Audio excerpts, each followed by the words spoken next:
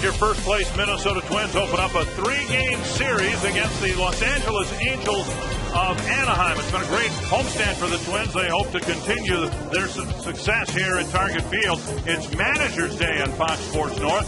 Tom Kelly will join Bert and me in the booth. For 9 innings, we'll focus on the in-game strategy of managers, and we'll talk about the demands of the job.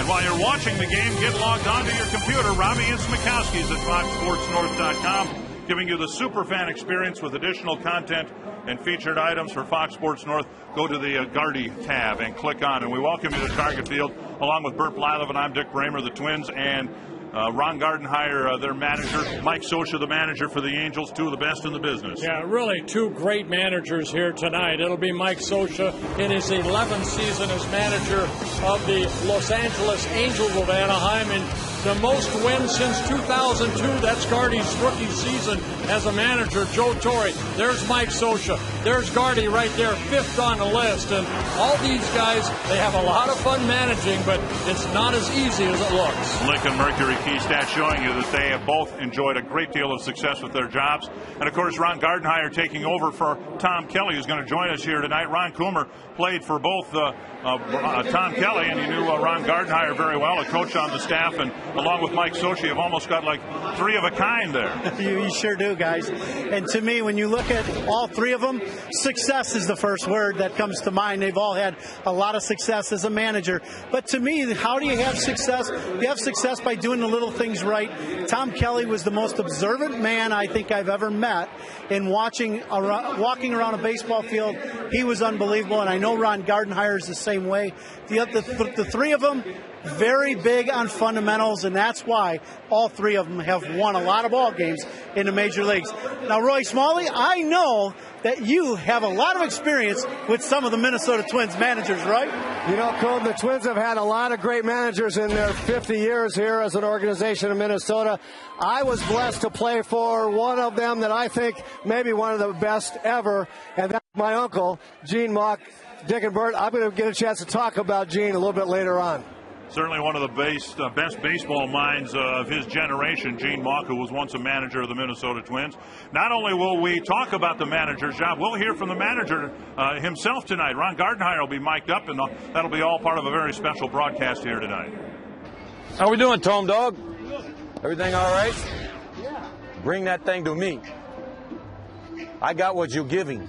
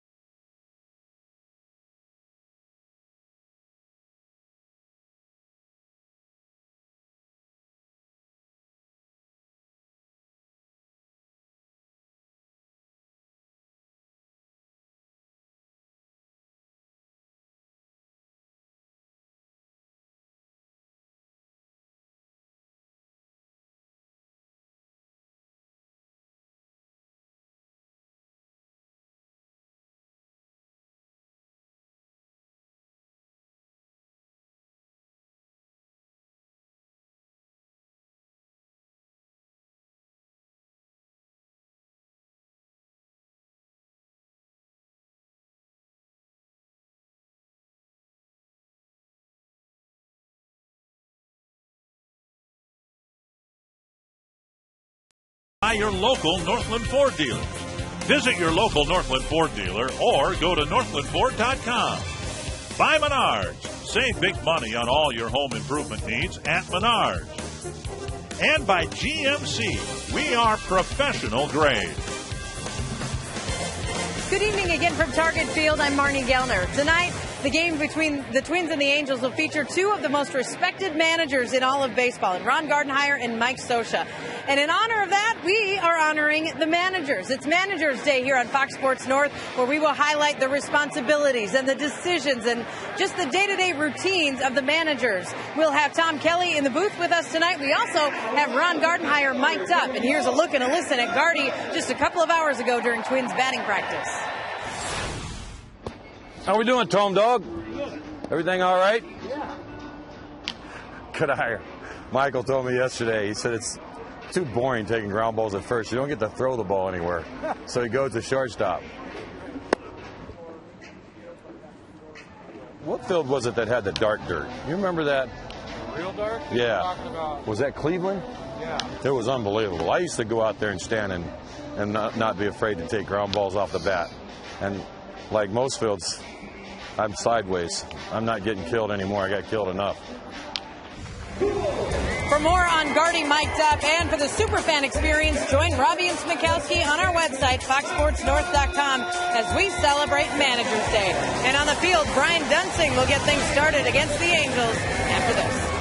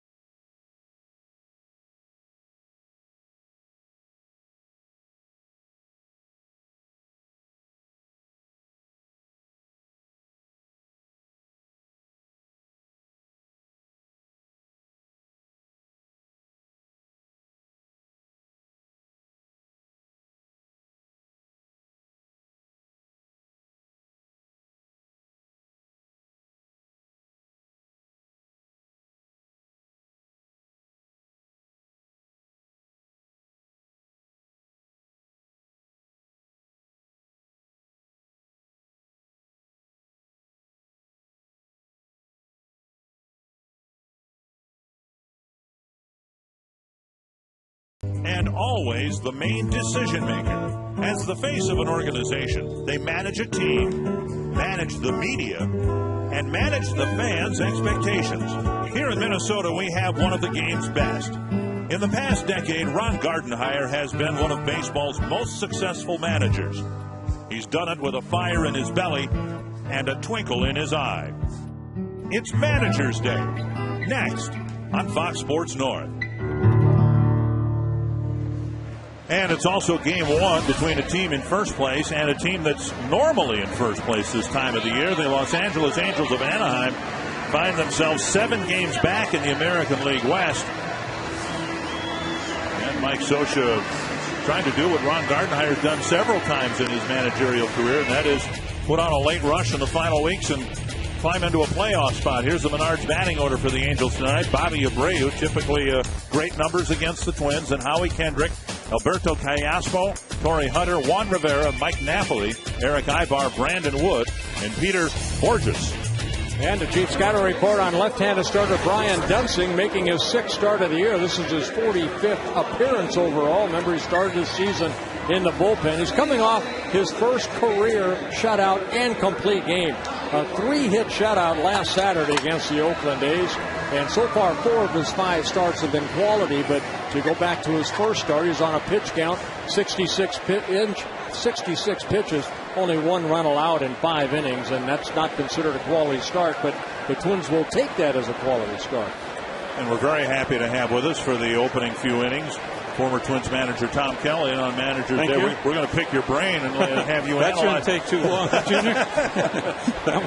Well, I should be gone after the first inning. Well, we're very happy to have TK with us and Bobby Abreu in the box, and we're ready to get going here. And Dunsing misses inside, ball 1.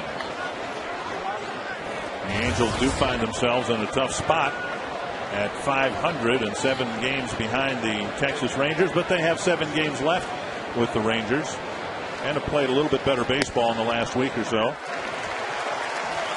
You know, Tom, one of the things you always emphasized when you were managing, be ready in that first inning and that first at bat, and you know, it's important to play to the very end. Be ready to play when the game starts. Yeah, we always felt you could win or lose in the first inning, and so let's be ready. A lot of games, people think get lost in the 9th with the closer, maybe give it up, or maybe not pitch so good in the 8th or 9th inning. But you can win or lose a lot of games in the first inning, and we've seen that recently with the Twins. They've been scoring basically the whole year. They've been scoring a lot of runs early. Right, put the opponent right behind that 8 ball right off the get-go. Yeah. 2-2 to Abreu. He'll be followed by Kendrick and Callaspo. Well, you know, I mean, as a manager, TK, you got to the ballpark probably here at 12 or 1 for a 7 o'clock ball game. Right. So, I mean, you are already getting yourself set for the game. You have to do the lineup. So many things that a manager has to do, but also the players, they have to get ready. And Dunsing freezes Abreu. Gets him on a call, 3rd strike, 1 away. Check out the Twins in the field. Brought to you by Northland Ford. Delman Young on left. And Art Span in center. Jason Kubel in right. Valencia, Hardy, Hudson, Kadire around the infield. Mauer back behind the plate. Twins made a roster move today, putting Nick Punto back on the disabled list.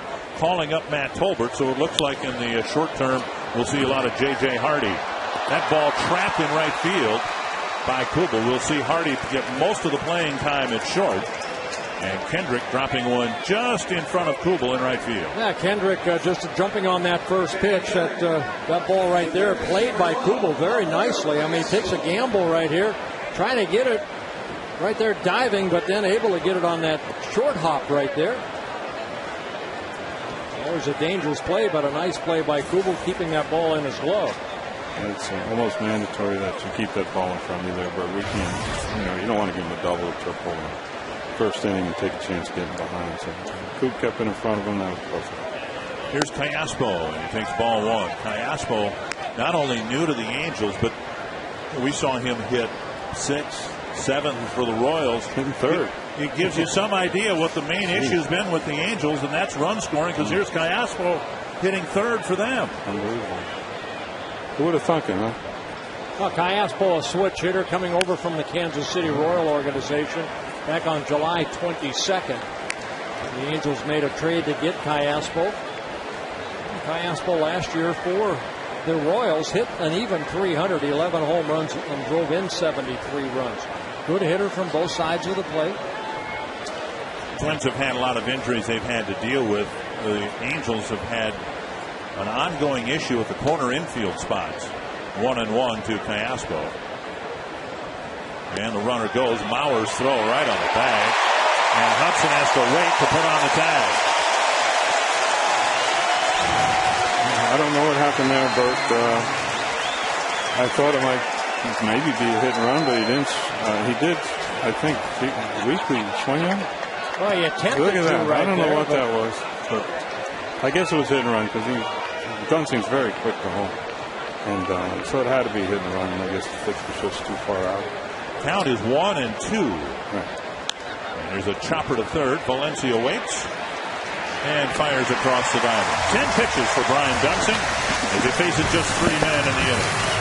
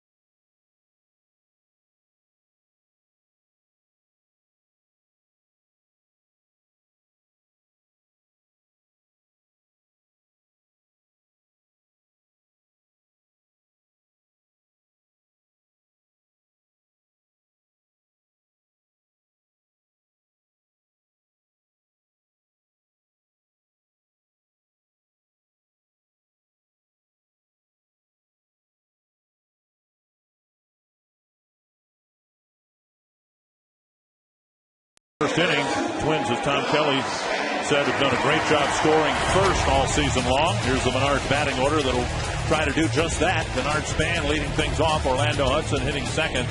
Joe Mauer has just been white hot since the All-Star break. Jason Kubel, Michael Kanire, Jim Thome, Delman Young, Danny Valencia, and J.J. Hardy. And the Dodge Ram scouting report on Dan Herron making his 6th start as an Angel, his 27 starts overall, his 27th start overall, 21 with the Arizona Diamondbacks before getting traded over. And one thing the Angels got from Dan Herron, this guy's been a workhorse. Over the last 5 years, he's averaged about 220 plus innings a season. And the Twins have not seen Dan Herron since 2007 when he was with the Oakland A's. High and tight, 1-1. Now Herron has a good fastball in the low 90s, very good split finger. That's his strikeout pitch, and he's a strikeout pitcher. He'll mix in a slider, curveball, and occasional changeup.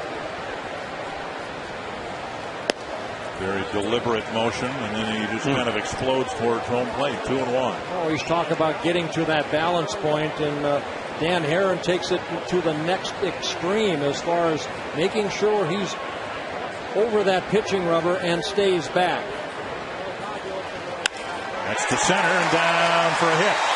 So the Twins get their leadoff man on. Spans aboard with a leadoff single. Let's check out the Angels in the field. And again, they've had some holes to patch this year. They've got Juan Rivera in left. They've shifted Torrey Hunter from center to right. And the center fielder is Peter Borges. Fastball, Ibar, Kendrick, and Wood, and Napoli behind the plate. Torrey Hunter, Tom, essentially following his mentor's path. Kirby Puckett was a Gold Glove center fielder, and Kirby, a lot of people I think have forgotten, finished his career as a right fielder. That's correct, and it's probably time. They tell me this young man in center field can really run. So. Yeah, Peter Borges. They say he can cover a lot of ground.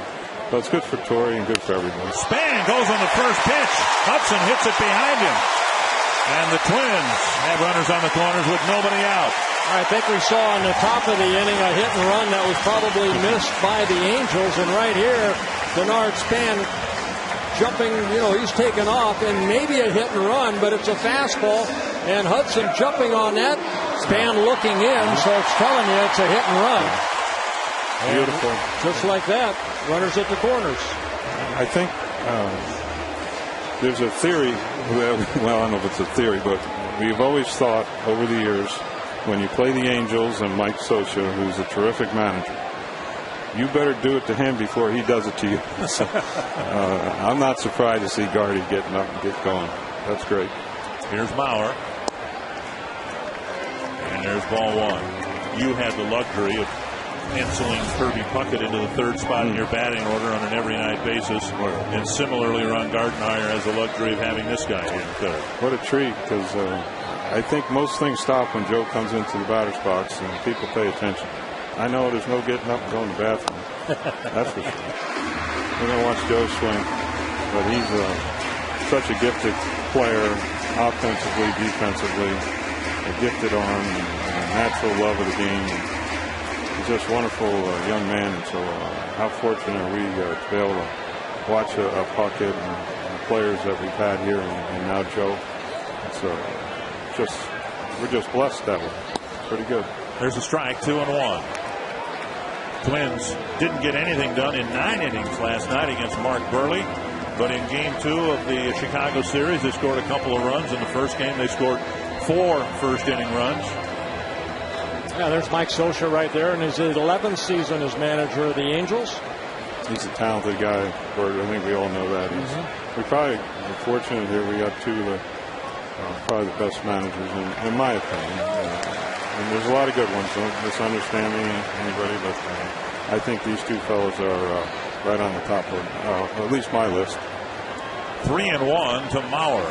Well, Mauer 6 for 16 lifetime against Herron, but again, they have not faced him since 2007. Back in September of 2007, Danny Herron lost that ball game. Booth Bonser was the pitcher for the Twins that day. Driven to center. Borges makes the catch. Span tags. There's no cutoff man on the middle of the infield. Brandon Wood, a third baseman by trade, playing over at first. And Hudson, did he have an opportunity to go to second base there? Well, what happened, Dick, was that the first baseman, he sort of stayed over there, and then I don't know, Orlando was anticipating the third baseman being the cutoff man or what. It's hard to speak for Orlando and his mindset, but once you recognize that there's no cutoff man, obviously you can take off. But I think there too, Tom, you have to watch the flight of the ball too. If it's got that rainbow type, throw home. You might have thought it might have a chance to drop him. Right. Here's Kubel with the Twins getting a first inning run, and on the season now 103 first inning runs for the Twins. You ever find yourself, and they say, the game of baseball, Tom, is the easiest game to second guess. You ever find yourself second guessing yourself as a manager? Oh, there's nights I went in and beat myself up. Yeah. It's just, why the hell, excuse me, why'd I do this or why'd I do that? And, that was stupid, And there's nights where you went in and said to yourself, well, you didn't do a very good job that night, and you probably cost the team the game with some of these moves you come up with, but you've got to keep it all in perspective. And Kubel lifts one to left field. Tracking it is Rivera, back and at the base of the wall, and now Hudson will run to second base, and he's advanced up to second. We're 2 away. Twins baseball brought to you in Sony High Definition. And that was a fly ball that seemed to keep carrying a little bit on a hot, muggy night. Kubel's very strong, but you're correct. That ball kept on going, and this is the kind of play that I think we all look for. Orlando tagged out there, and there's a lot of fly balls that we'd like to see. Not our team, but some other players just play the game the right way, and that's the right way to play right there. Be tagged up because Rivera kept backpedaling, right? Oh, for sure. You should tag anyway, whether you go or not. Wait and see. But you're absolutely correct. Once the outfield is backpedaling, that's a gimme. So Orlando did a great job. Now we get a base hit. We're getting Kadire playing at first base. Twins started the inning with a pair of hits. They've scored 1 so far. Kadire's done very well in situations like this with 2 outs. Takes inside 1-1. Well, we're talking about the Twins' success in the first inning. They have scored more runs than any team at the major league level in the first inning. So As a starting pitcher, you say thank you very much. You can have a little bit of breathing room right off the get-go. Brian Dunston given a 1-run lead right now, but maybe 2 if Dyer can make good contact right here, or more. So far, the hit and run worked for us, and we got it done, and that's the sole reason we got this first run. Joe hit a line drive to center. I don't know if Menard could have tagged from second and got to third on that ball. I don't think so. So the hit and run that Gardy put on early is certainly paid off for a run on the board. 2-1 to Dyer. Dick Bremer, Burt Blyleven, joined by former Twins manager Tom Kelly. There's a bouncer left side, picked off by Cayasco. And a throw across to Wood to end the inning. A pair of singles to start the inning. The first run of the game goes to the Twins.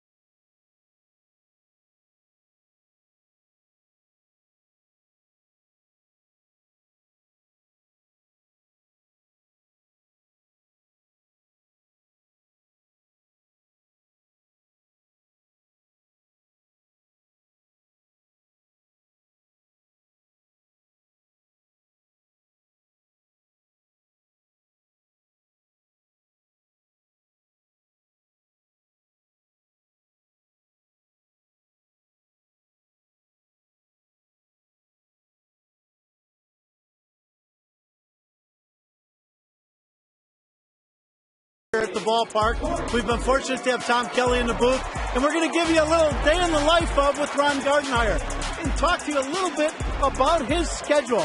Arrives at the ballpark, as you see, at 12:30, 12:45, 2:30, meets with trainers, the staff, and the organizational duties of understanding what the guys have to go through throughout the day. Long day for the manager, that is for sure. If you look at the middle of the day, 2:30, he's on the field with the players. Then you got batting practice and press conferences with guys like us, who he has to deal with every day, which I know all the managers love dealing with all the media, as Mr. Hunter hits a bullet up the middle for a base hit. And then finally, he actually gets to be involved in the game. Team meeting at 5:40, especially a day like today, where you get a new team in town, the Angels. Game time, going through post-game press conference, and by the time he's ready to go home, from 12:30 to 11:40, that's Gardy's day, guys. Oh, that's a long day, TK. Yeah, he takes it very personal, and he has a lot of respect for it. And people at this level, you get that uniform on. If you don't take it personal, you're not the right man for the job, and Gardy certainly takes things personal. And that way he has to get to the ballpark early, make sure he does all his work, touch all the bases. And so as he gives his team, the players, an opportunity to go out and be successful. And he does a wonderful job of it. Juan Rivera, the hitter. Hunter at first with a leadoff single. It'll be Rivera, then Napoli. Foul back. How did the game, not the game, the job of managing change in your tenure with the Twins? Well, we had different types of teams, Dick. I think we had some really good teams in 87, of course, and guys were learning how to play in 86, and we were getting things together. And in the early 90s, we had some pretty good teams, and then we went the other direction with the younger players. So it changed. Right. Something changed. But the game's still the same. Players change. Managers change. How many can they get here? One. And just the one. With Hardy's throw sailing on him. might not have been in time anyway. Rivera reaching on a fielder's choice. We've seen Hardy's throws. Some of them have sailed a little bit from that second base. Well, that's a nice play by Kadire right there, because watch this ball is slowly hit. Don't know if you're going to be able to get to Hardy. Throwing the ball quickly because he tried to hurry his throw, but Kadire able to get that ball and knock it down. That ball goes into camera well. Rivera is at second base. I actually think Orlando probably didn't get rid of the ball as quickly as he would have liked, and I think Orlando might have thought about trying to tag Torrey and then or run at him anyway, then throw it to first, and then get Torrey in the rundown. So I don't think it was all on Hardy. Another ground ball will cure all that. Napoli, the hitter, he's catching tonight. He's DH'd. He's played some at first base. Yeah, having a very solid year power-wise. 20 home runs for Napoli. These guys are strong. Good strong. One strike for the Angel catcher. And now a ball. Dunsing gave up a hit to Kendrick in the first inning. Kendrick was thrown out trying to steal on a missed hit and run, an apparent missed hit and run. Now Rivera at first with one away. Yeah, Dunsing in his last start, he gave up only 3 hits, that 3-hit shutout, one in the first, second, and third. After that, he shut the door on the Oakland A's. Foul back to the screen, 1-2. Twins ended up winning that ball game 2-1.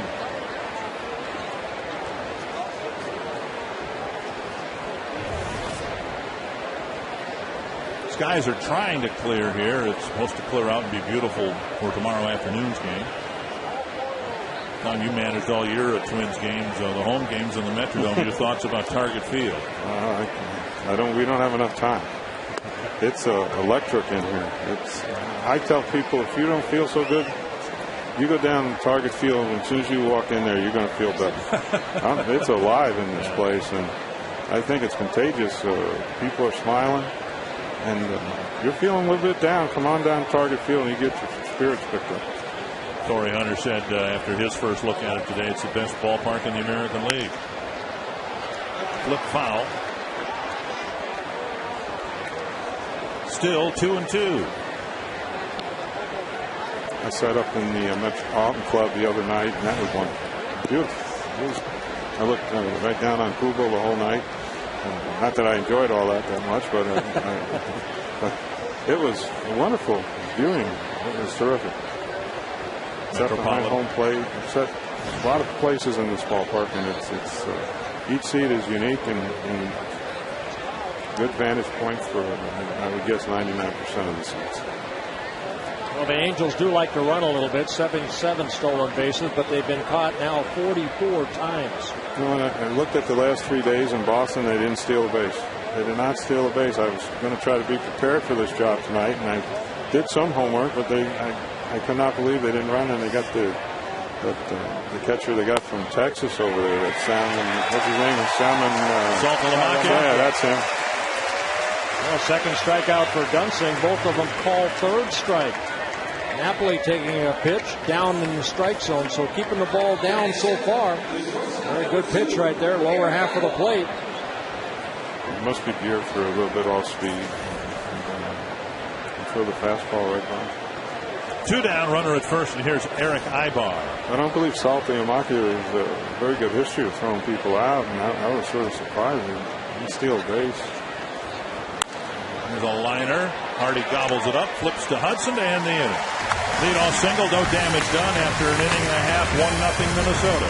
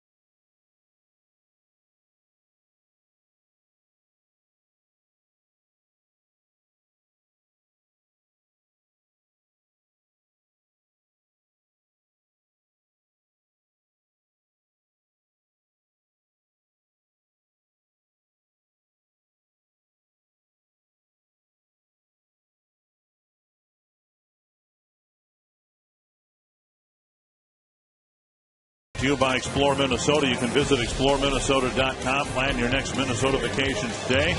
Might be a little cooler and less humid up there in the Duluth Harbor and Lake Superior. The world's largest lake and the port of Duluth Superior, one of the largest inland seaports in the world, averaging about 45 million net tons annually of cargo.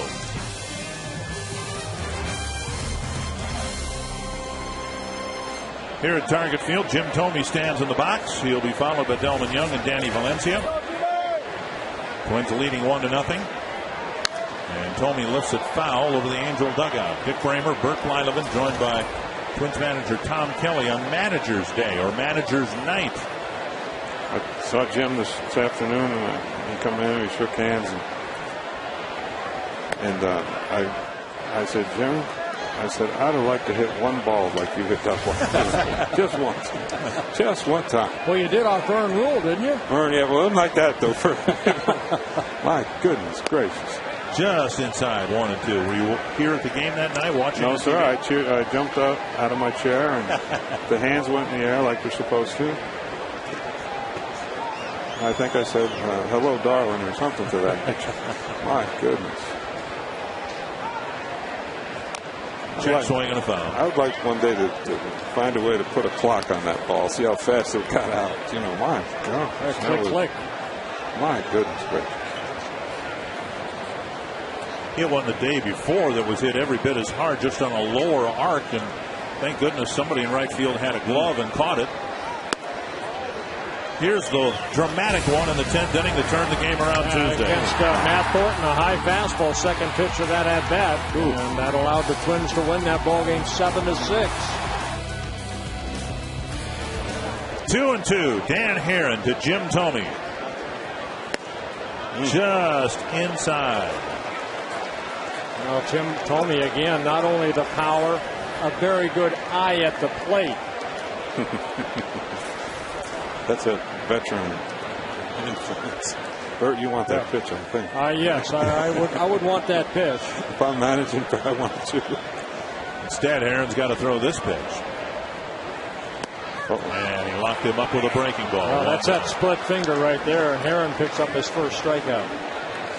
Let's go to Roy Smalley with some thoughts about his uncle and a great manager, Gene Mogg. Oh, thanks, Dick. Yeah, we've been talking about great managers, and it's a privilege to be able to talk about that with Tom Kelly sitting there in the booth, one of the really, really great ones.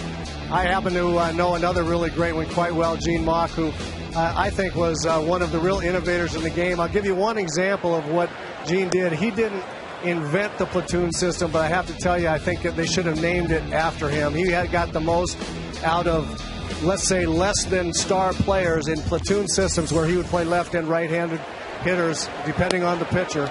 He knew how to get the most out of his players, and he'd end up getting 20, 25 home runs and 80 to 100 RBIs out of a position where individually those players would not be able to do it, but as a team they had an all-star type year. He did it his whole career. He was a master at knowing how to get the very, very best out of players. Well, wouldn't you say, I mean, I don't know if Roy's going to stay on, but wouldn't you say it's also, as a manager, you have to know what each individual player can do? And Roy's absolutely correct. Gene really utilized, I think the team concept is what we're looking for. Right. And securing a position. That can be maybe one spot in the outfield. At times, I think in '91 we used the two third basemen, Tiger Rulo and Leyes, and I think if you add those numbers up or dissect them some, you'll find where they had a pretty good year collectively as one player, as Roy was pointing out.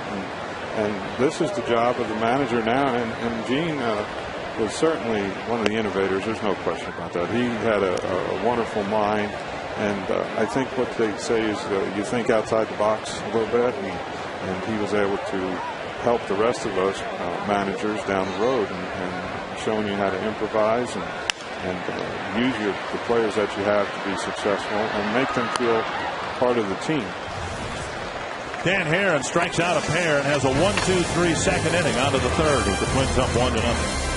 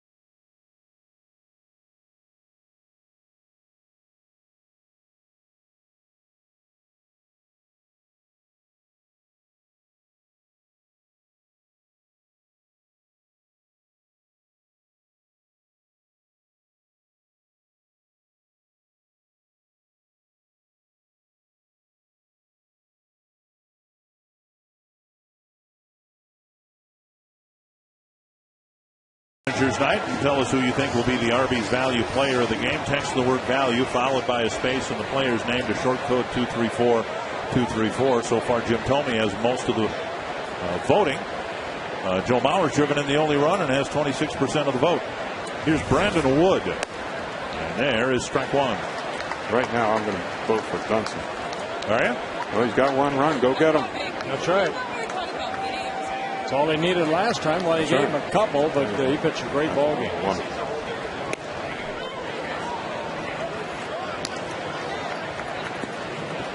1-1. Brandon Wood getting some time over at first base. He was given third base at the start of the year, and as his batting average has suggested, it has not gone well for him. You look at the Angels, and basically they gave the third base position to Brandon Wood, who they felt didn't have anything more to prove in AAA. The Twins much more patient with Danny Valencia and forcing him to work his way back up here, and the results very favorable for the Twins and how they handled their young third baseman. Well, two organizations, you can't fault anything that Mike Scioscia decides to do in their system. They've been terrific. They've done a great job. So they deemed that the young man was ready. It certainly hasn't worked out, and we elected to put Danny back and give him a little bit more, and it seemed to have worked. The next scenario might not, might work well for the Angels. Who knows what's right or wrong and how a player's going to handle it. But, one case would work. But the Angels, they've done nothing wrong for 10, 12 years.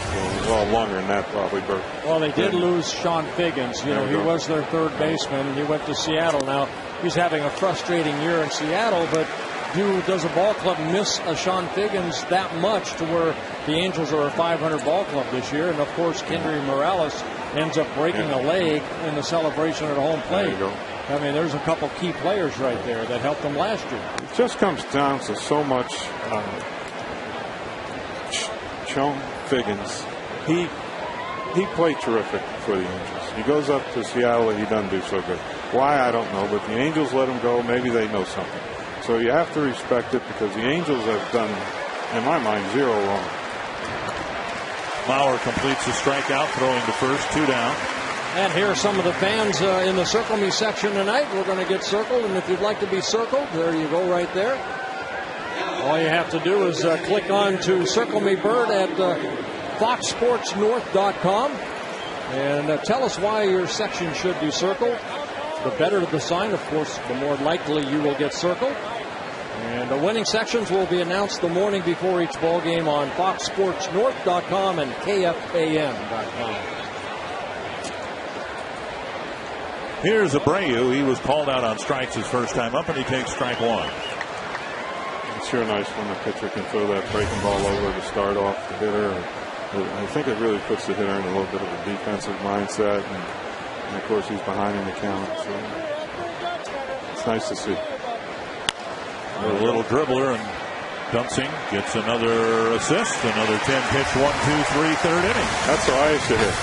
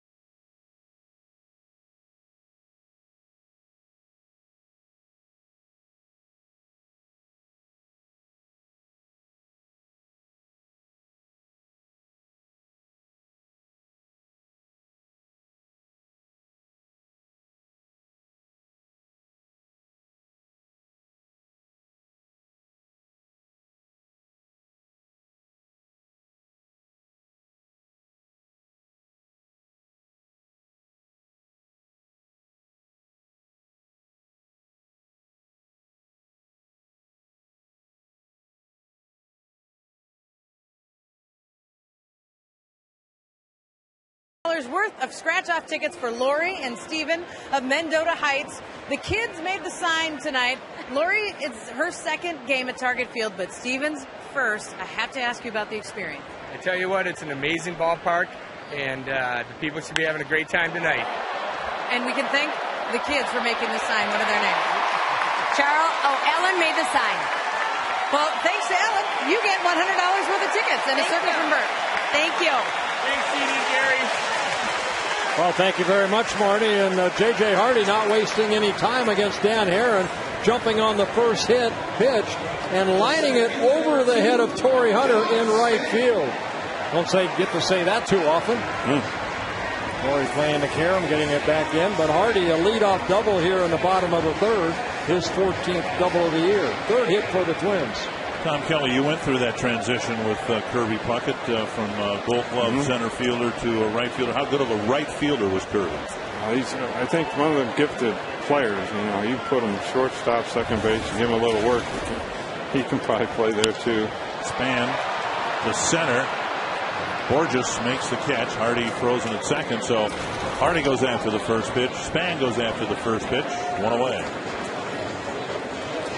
They'll bring up Hudson. What considerations did you go through to make that move? And in the case of Mike Scioscia, you know, you guys won a Gold Glove for 9 straight years. That's not an easy move to make. I think you're thinking about, like I was thinking about Kirby, and trying to keep some more longevity and keep him going. And right field in the Metrodome is certainly the smallest area to cover. So I was trying to just add another year or two onto his career by putting him in right field. And maybe he could play longer. And that's what they were saying in Anaheim, because Rivera was really having a tough time covering a lot of ground, and they also had Bobby Abreu out in right, and they said by the 5th inning, Torrey was tired. I mean, because he was covering so much ground. Now they have, you know, Boris out there that is covering a lot of ground. Right. So, I mean, Torrey has getting a chance to. Right. Absolutely, but you hit it right on the head. Torrey's playing basically, 3 spots instead of just 1 or 1.5 per se. But Puckett did that for so many years. I'd get myself in trouble right now and say how much he had to pick up for Gladden. That's right. Let's get on Danny. He had to play left and left center and for basically Bernansky left. too, Bruno. No, me and Bruno are tight. And once every 5 days, Puckett had to go back quite a bit too, right? No, he was already back. All he had to do was come in. If he had to go back, it was over he was his deep head. enough as he was. That's what I always told my outfielders. I always watch Jim Palmer. He pushes outfielders here or there. And one time an outfielder asked me, where do you want me to play this guy? I said, how deep are you? A couple of times when you were pitching, Bert, I told him to play a little higher. Yeah, Danny told me many times he wanted to throw his glove at it. You're not playing high enough. I told the kid in the minor leagues in spring training, and I said, you got to play a little higher out there. And he looked at me like I had 2 heads. I started laughing. Hudson fouls it back, and it's 2-2. He finally figured it out the next thing. He was sitting up in the grandstands. Figured it out. What's he mean by that? I'm playing high enough. Twins went out to Anaheim and won 3 out of 4 to start the season. They haven't won the season series with the Angels since 2002. And a call, 3rd strike, and out number 2. And Herron picks up strikeout number 3 in the ball game. It's going to probably be the same pitch Tomey took. Catching at the corner down and in. It's a tough pitch. One thing about this fellow pitching, he knows how to pitch. Yeah. And he knows what he's doing out there. They're going to walk Joe. Mauer, who drove in the first inning run with a fly ball, or more appropriately line drive to center field, will get a free pass here and get Kubel to the plate with 2 men aboard. 40,000 people not happy with it. Well, when you're hitting, 500 since the All-Star break, opposing managers look at that and they say, you know what? There are certain guys in every ball club you say you don't want them to beat you. Joe Mauer, definitely one of those guys you go over in a meeting. Well, we're just being selfish. That's all. We're just being selfish. And here comes Kubel with 2 men aboard. We had a chance to talk between innings, Tom. Twins haven't seen the Angels now since the very beginning of the season. How reliant were you on the reports you get from an advanced scout? Yeah, they're very helpful. And who's hot, who's not. And I think now with ESPN and everything, you get to see Major League Baseball Network. You can basically almost touch the whole game and see what you need to see. But the advanced work, who's swinging at the first pitch, who's first ball, fastball hitter type things, who's running, who's hurt, who's a little gimpy. All them things are very valuable that you need to know from your advancement. 1-0 to Kubel. Amongst a lot of other things as well. Pick off to second, and Hardy ties back safely. 2-0. Twins tried to take advantage of the leadoff double by Hardy. Span lined out, Hudson struck out. Mauer's been intentionally passed. And a lot of it too is the pitcher on the mound. I mean, if you're going to walk in, intentionally walk, you don't want a guy out there that's all over the place that he might walk the bases loaded. Harden's always had very good control, and again a strikeout type pitcher. Like we talked about, he knows how to pitch. This guy, he's a tough customer. He gets beat, he's going to get beat, but he's going to pitch. Well, he's had a tough time winning. He's just won one ball game over his last 12 starts, 1-7. But since he's coming to the Angels back in late July, he's pitched very well. He just has not had a lot of run support. I know he could pitch for me. A lot of managers like to write his name. Napoli catching Herron, and that's part of the process too. I would imagine a guy coming over to a new team, and Angels are rotating 3 different catchers around. It takes a little while for a pitcher and a catcher to get on the same page. Yeah, that's all part of it, and I would think these fellows would have that ironed out by now, but still there's probably a few things here and there. 2-0 to Kubel. Came inside and got a swinging strike. I think that's what they were talking about, that they were maybe coming in, and that was nasty. Well, you go away, and then right here, this is like the breaking ball. It's like a good slider. Yeah.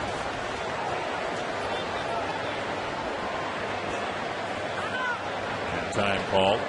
And that's one of the most important things. And Mike Scioscia, I think, mentioned that earlier to me about the relationship between a pitcher and a catcher. So important in a ball game. Well, if they're not working together, you're going to have a long night. That's all there is to it. Kubel sends one high and deep to right. 4-0 Twins. I think that's that slider, Bird, or breaking ball that stayed in the middle, if I'm not mistaken. There's that intentional walk. Yeah, they walked Joe Mauer intentionally, and I would imagine as a hitter, you walk the guy in front of you. There's that breaking ball, TK, you're talking about. He left it out over the plate. Kubel did not miss it. No, it wasn't as good as sharp as the first one he threw. Fortunately for us, he spun it right in the center of the plate, and Jason did what you're supposed to do. Here's Cuddyer, a big 2-out, 3-run home run, and Cuddyer rolls one off the mound. Ibar scoops and fires, and for the Angels, that third out came 1 pitch too late. Kubel with a deep home run. It's 4-0 Minnesota.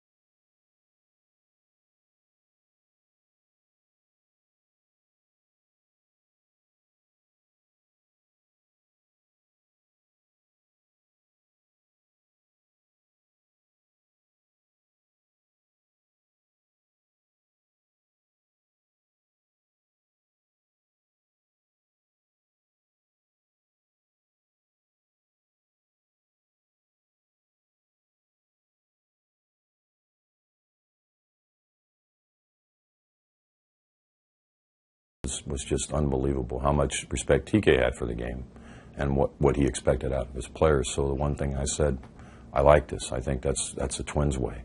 And I said if I ever got the manager's job, and I'm fortunate enough with TK helping me through to get this job, that I believed in that. I really liked it. I liked the way we dedicated ourselves to playing the game the right way. Very nice compliment to you, Skip. Sometimes, like Roy talked about with Gene Mauch, and how he created some things, and to get you thinking a little bit more about how you use players.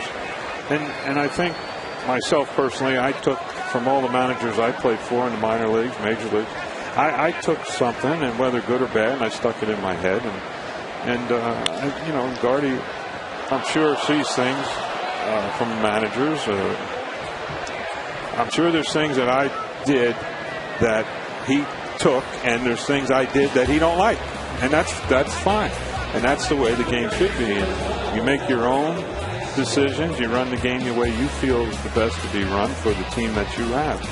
And you work with the players that the general manager gives you, and you play those cards and do the best you can. But, there's good and bad. You take this, you take that. Well, I don't like this, I don't like that, I like that, I like that. But, and you go from there. Kendrick with a base hit under the glove of Hudson. It's become almost a cliche, Tom. There's something out there called the Twins way, but I think a big part of it is the progression or the succession that we just saw there. You were around this team as a coach for a lot of years before you were named the manager. You knew the personnel at the major league level, a lot of personnel on the minor league level. You had managed a lot of the guys in the minor leagues, and now then you step aside, and Gardy had the benefit of that same experience before he took over the job.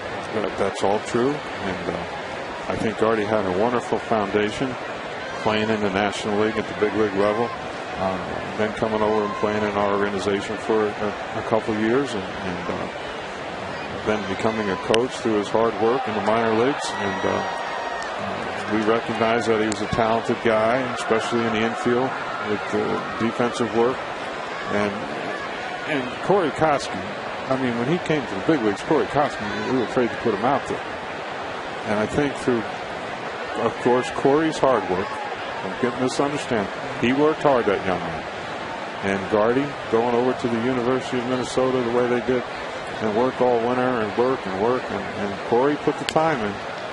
And Corey made him one a pretty good player. Yeah, he pretty gives good player. Ron Gardenhire all the credit. Absolutely, but this is what Gardy brings to the table. Right. And he's good with people, and he runs a smooth ship. And the team, the players respond to him well. He's well respected by the other managers in the league, and I think our organization is as well. And that all stems from the top to the bottom. But again, Gardy's done a fabulous job, and I think nothing for nothing. There was some talk about some other people maybe managing the Twins when I left, but I felt that Gardy was in line. He deserved a shot, and he's certainly taken, so they say, the bull by the horns, and he certainly has run with it and done a terrific job for the upper Midwest here in the Twins. No I use the terminology of baton, okay? Gardy took the baton from you. Now, you as a manager, you mentioned you watched other guys. Was there one manager that you said that you watched and say, you know what, I like a lot what he's doing? Well, I wouldn't say that, Bird. I would like to. But I learned a lot from Cal Irmer. Cal, what I really learned from Cal is that if you showed up and played hard every day for him, Cal wrote your name down. If you played hard, he wrote your name down. You've been 0 for 4, 0 for 12. He wrote your name down, and I respected that because I was 0 for 12 plenty. and he put you right back out there because you busted your butt and you tried and you wanted to play the game the right way. And I always respected Cal for that. I thought, he just didn't put you on the bench when you were 0 for 8, 0 for 9, or whatever. He just left you out there because he knew you were giving it to him. And I thought that was very important. 1-2 to Cayasco. I'm sorry. No. But there's other managers as well that I said to myself, I'll never do that. All right, I think that's terrible. So. You hear Ozzie Guillen talk about Tom Kelly, Ron Gardenhire, and the Twins way. Join Robbie and Smokowski at Fox Sports North for the Superfan experience. 1-2, a long battle here. Not that many pitches, but just a lot of cat and mouse going on here with the leadoff single, putting Kendrick at first base. Twins have a 4-0 lead.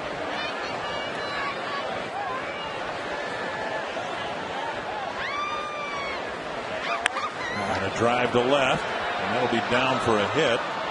Kendrick around second on his way to third, and the Angels starting a threat here with a pair of hits to begin the fourth inning. And Casino's story of the game so far in the top of the fourth. Well, Kubel with that big 3-run home run in the bottom of the third inning after they intentionally walked Joe Mauer with 2 outs. Kubel hitting his 18th home run of the year. Brian Dunsing, 3 shutout innings. He had 15 consecutive shutout innings coming into the ballgame. So right now, 18 consecutive innings for Brian Dunsing. See if he can work out of this jam right here. Runners at first and third, nobody out, and Torrey Hunter at the plate. Hunter single to center his first time up. Twins playing the infield back. He'll gladly take a double play ball here and give up a run. And Dunsing misses down and away, ball 1. Yesterday, before the series finale in Boston, Torrey Hunter called a players-only meeting. He is an unnamed captain of the Angel team. And Tom, I would imagine there's some value as a manager when you've got a leader in the clubhouse, and you had several who could kind of manage at least some things themselves that you didn't have to dirty your hands with. Well, the more of those people you have in the room, the easier the job is. So I was very fortunate that our star players all put their pants on the same way. You know, they had no, the Herbecks, the Puckett's, Molitor, the Blyland, they all put them on the same way. There's no uppity, this, that, boom, boom. No special you didn't have treatment. nothing. Right. And so that made my job a lot easier because I had good people in the leadership roles out there that took care of a lot of things. 1-1 to Hunter. And Mauer with a nice day. Nice stop. If you shoot, and I talked to other managers and they I'd ask them, they tell me they got this problem, that problem. I never had those problems. I look at them like they're crazy. I said, well, how does that happen? How does that happen? And a lot of them. And I never had those kind of issues.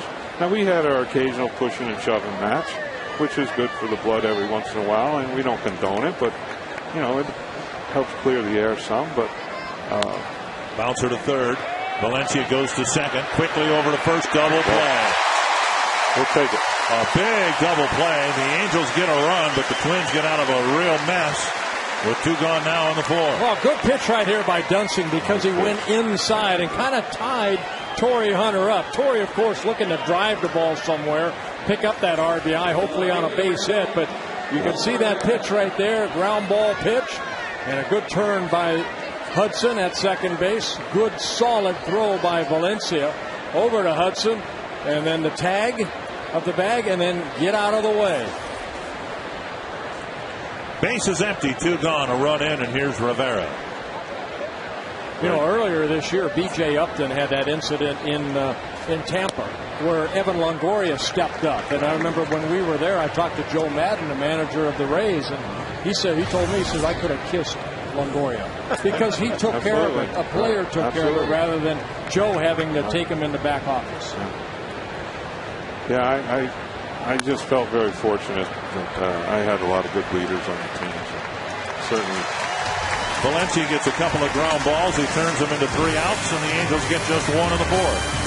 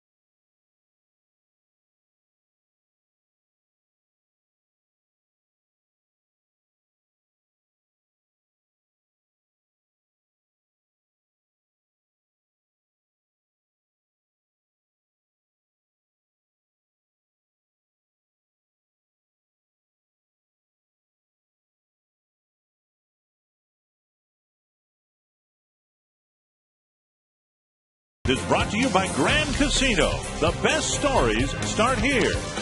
By Lincoln Mercury.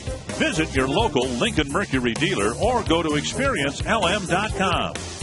And by AT&T. Find out what's possible with the nation's fastest mobile broadband network.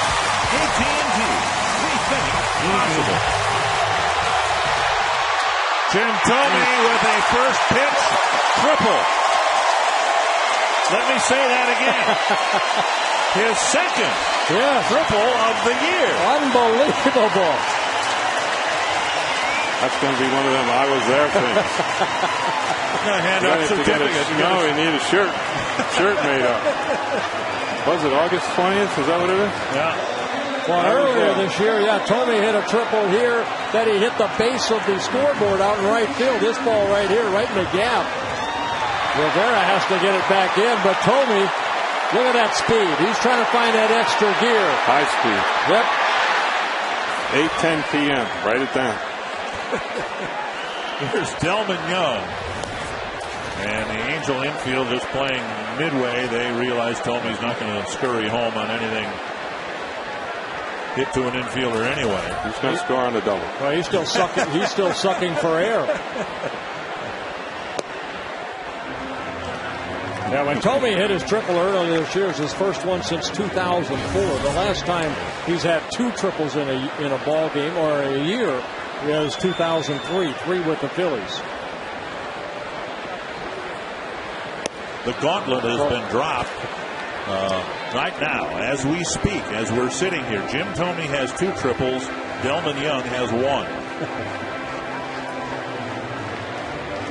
Young struck out his first time up, trying to get one to the outfield and get the run back for the Twins that the Angels got in the 4th, and that'll work.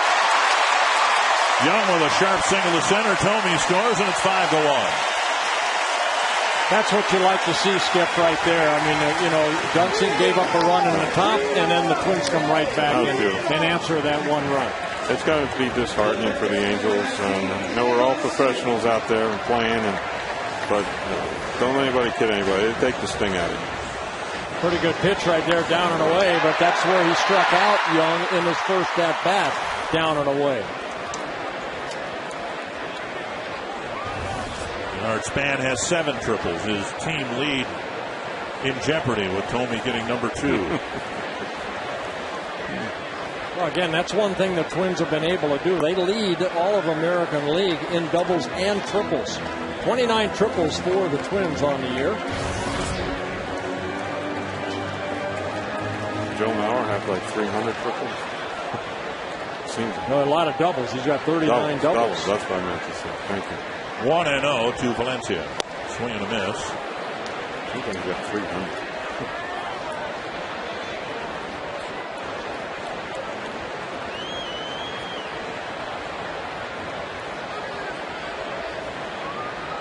We talked about the third base situation for the Angels and the Twins, just isolating on Valencia.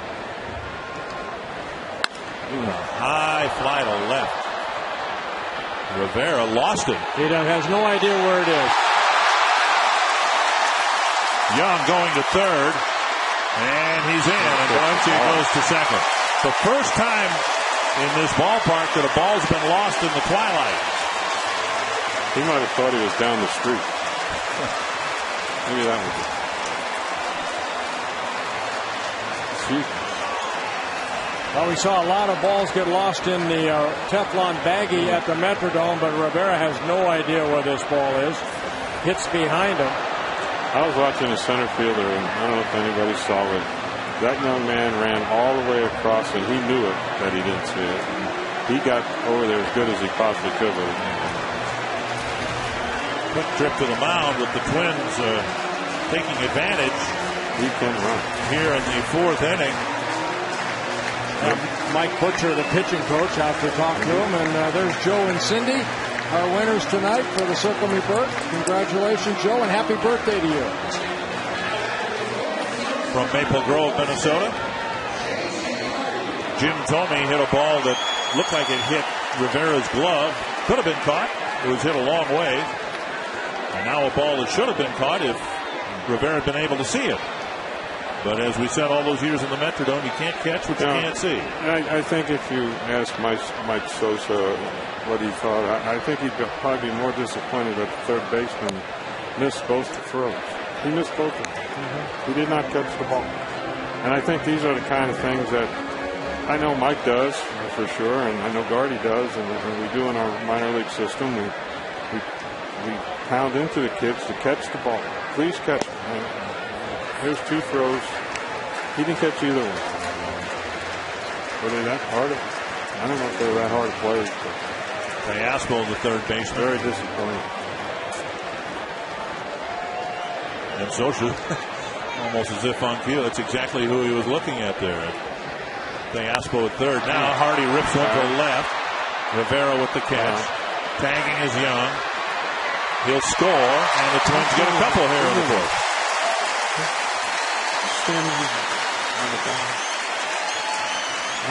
Yeah, Tom Kelly saying got Aspo right there. You're on the cutoff man right there. Wasn't in any kind of position. Standing right next to the bag. I don't know what I can't answer for the Angels because I don't know what their duties are. The first baseman, if he wants to come in and be the cutoff man, well, right here, Rivera sets up to throw, but then as you can see, Aspo right there, not very far off the bag. He's got to try to cut that off in case. Correct. Sometimes some teams will use the first baseman.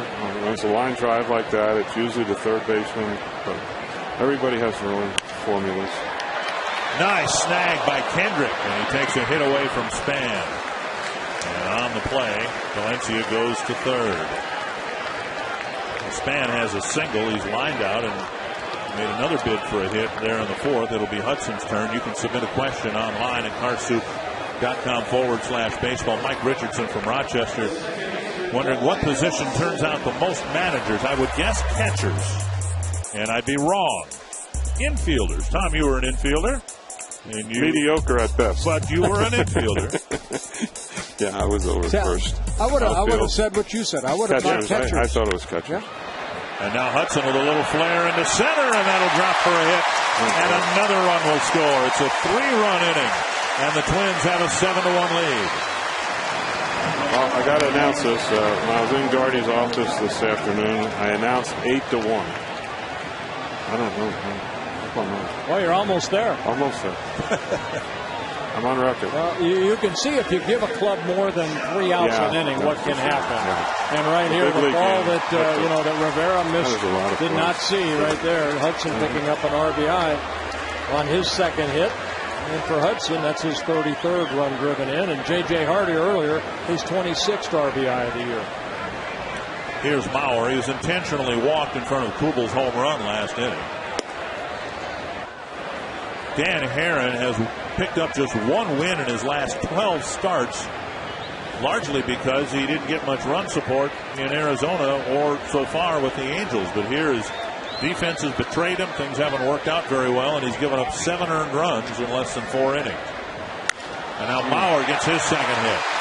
His first hit, a sacrifice fly in the first inning. First and second, and the Twins aren't done yet. Well, we saw it kind of coming from Carl Pavano yesterday, leaving some pitches up. And, Pavano had a tough outing. Even though that ball had some movement, it was pretty much right down the middle of the plate. And you can't do that to a Joe Mauer or any major league hitter. Just for all the young people out there watching, Joe, with the way he attacks it, the ball up the middle, just pound it. He's pounded 2 up there tonight. Drive it to left field. He can turn on the ball if it comes in. It's just a wonderful thing to watch. We're so fortunate to have him. Up and away, ball 1. When I was a young kid, Tom, and I don't know if you did this, but I had an opportunity to watch the Angels play. When I grew up in Southern California, and I used to go to the ballpark, and I watched, and I wanted to be, like those guys. And I always thought, what did they do to get to the big leagues? High fly to center. Borges makes the catch. Twins answer a 1-run top of the fourth with 3 in the bottom. And our thanks to Twins manager Tom Kelly for stopping by. Thanks, DK. Thank you. Thank you for having me. Skip. Thank you.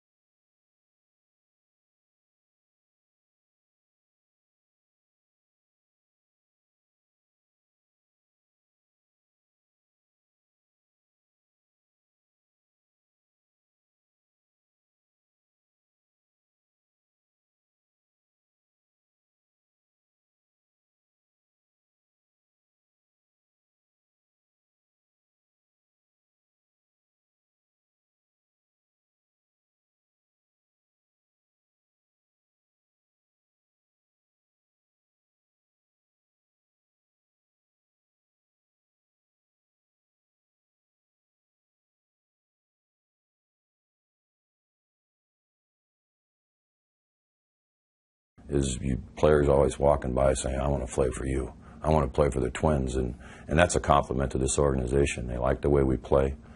Players are always saying, I don't know how you guys do it, but you know what? We know how we do it. We get after the game, and we respect the game. And I think other people see that, and they want to be a part of it. And that's always a compliment.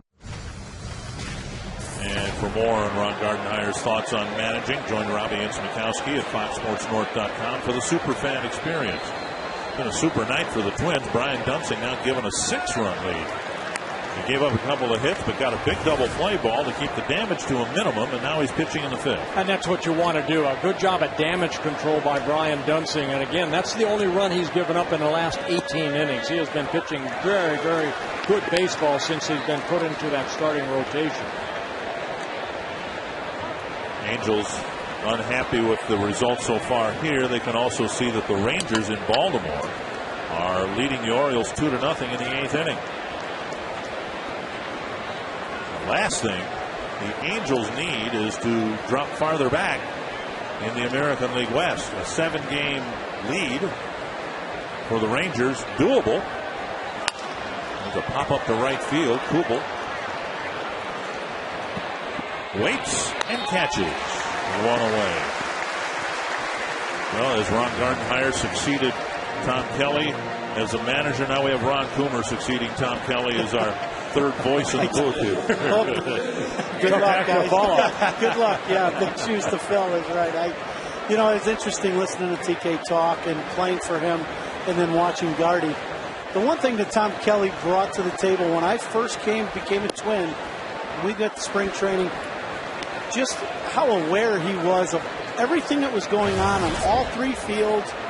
And he was it's just amazing how aware he was of everything everybody was doing and just had the pulse of the team. Hardy fires to Kanayer, and Ivar's retired. Well, I know, Ron, we get a chance to watch Gardy night after night. He's kind of taking that baton, or use the word I use from TK, but there's a guy in the other dugout, Mike Scioscia, the same way. He's a fundamentalist, and I talked to him earlier, and I know you talked to him. He's very frustrated this year because of the inconsistency of their ball play. Well, he flat out said today when I was talking to him, his team's playing bad. Mm-hmm. And the bottom line is the Angels, the Twins, there's certain teams that expect to play a certain way. I know listening to you guys so far, it's been talked about the Twins way. Well, the Angels have that same type of philosophy of fundamentals first. You catch the ball very well, you pitch it well, and when you make all the plays, you end up winning when you have good players. Mike Scioscia has done a very good job for 11 years of playing fundamental baseball, and he's had some star players, and they've done very, very well. And the thing, too, that's similar, and we should point this out, and the Angels are maybe dealing with it a little bit this year, you have to let some of the balloons go. You have to let players go, and the Angels, more than any other major market team, I think, have dealt with that. And as Tom said, they don't make many mistakes. They generally don't make mistakes on the players they let go someplace else. Yeah, Sean Figgins hasn't really worked out in Seattle. Is he missed? And we talked to TK about that. Is he missed here? Maybe. But, Vladimir Guerrero went to Texas, and he's doing very well there. But, was he doing – he was injury prone over the last couple of years for the Angels, so they wanted to go another direction. I think the key word to me is leadership. When you talk about that and having the minor league guys come up and be able to fill shoes of people who everybody in baseball knows, leadership from the manager and understanding the philosophy and that going through the minor league system, to me, is what the Minnesota Twins have done very well, and the Angels have also been able to fill shoes of guys like the Andersons and the Salmons and all those guys through the years. A 1-2-3 fifth for Dunsing, and he comes off the mound with a 6-run lead.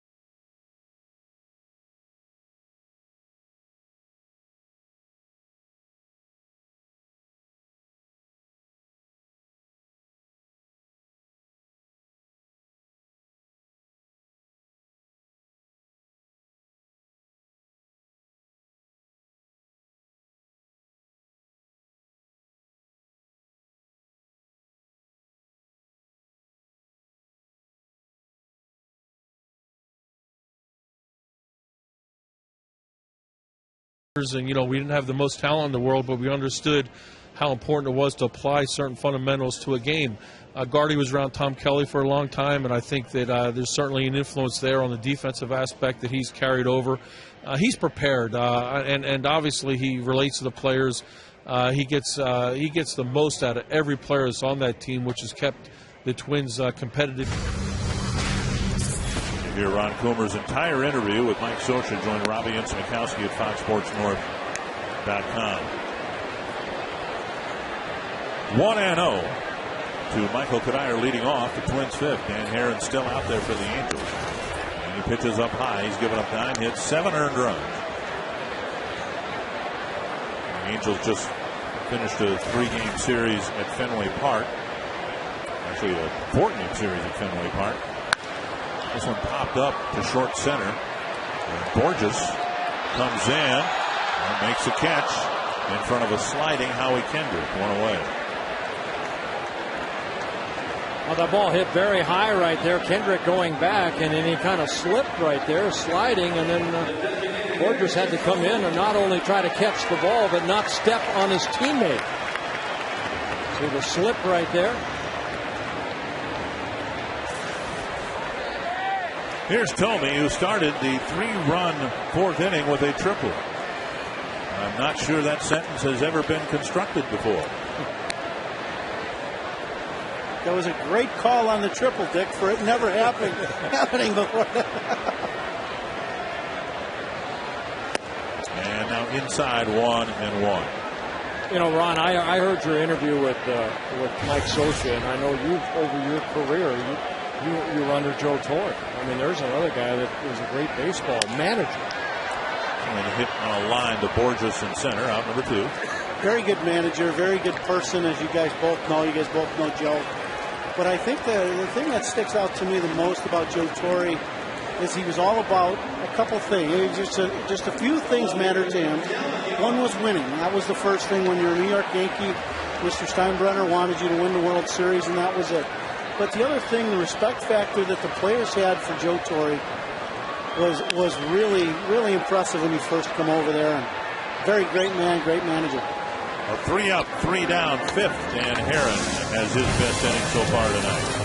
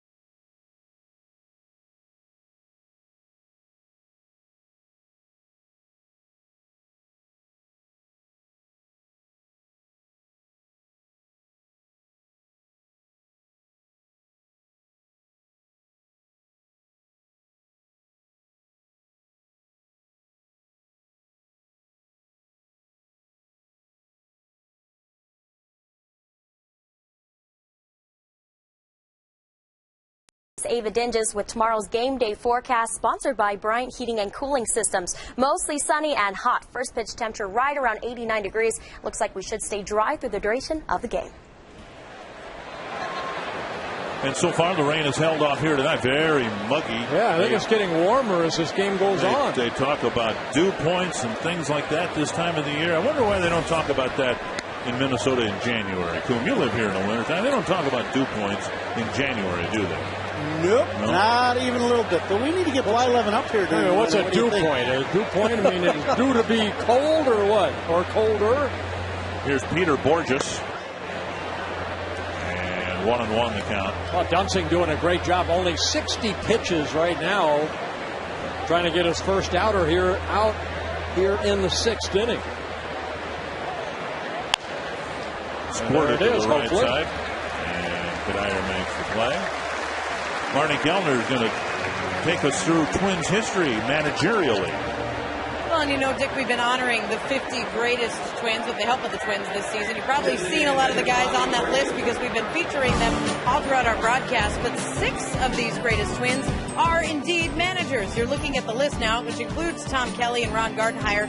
And to see the essays on these 6 managers, join Robbie and Smikowski at FoxSportsNorth.com. Robbie also has interviews from players talking about these guys, including Harmon Killebrew and Rod Carew. It's all at FoxSportsNorth.com right now.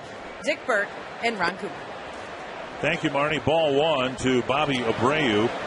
Guess it just shows how old I am. 3 of those were my managers. Glad you said it, not me. Abreu is 0 for 2. Struck out in the first, hit a comebacker to the mound. And now up and in 2-0. The very first Twins manager, the manager who managed the Senators in 1960 and managed the Twins in 1961, was Cookie Lavagetto.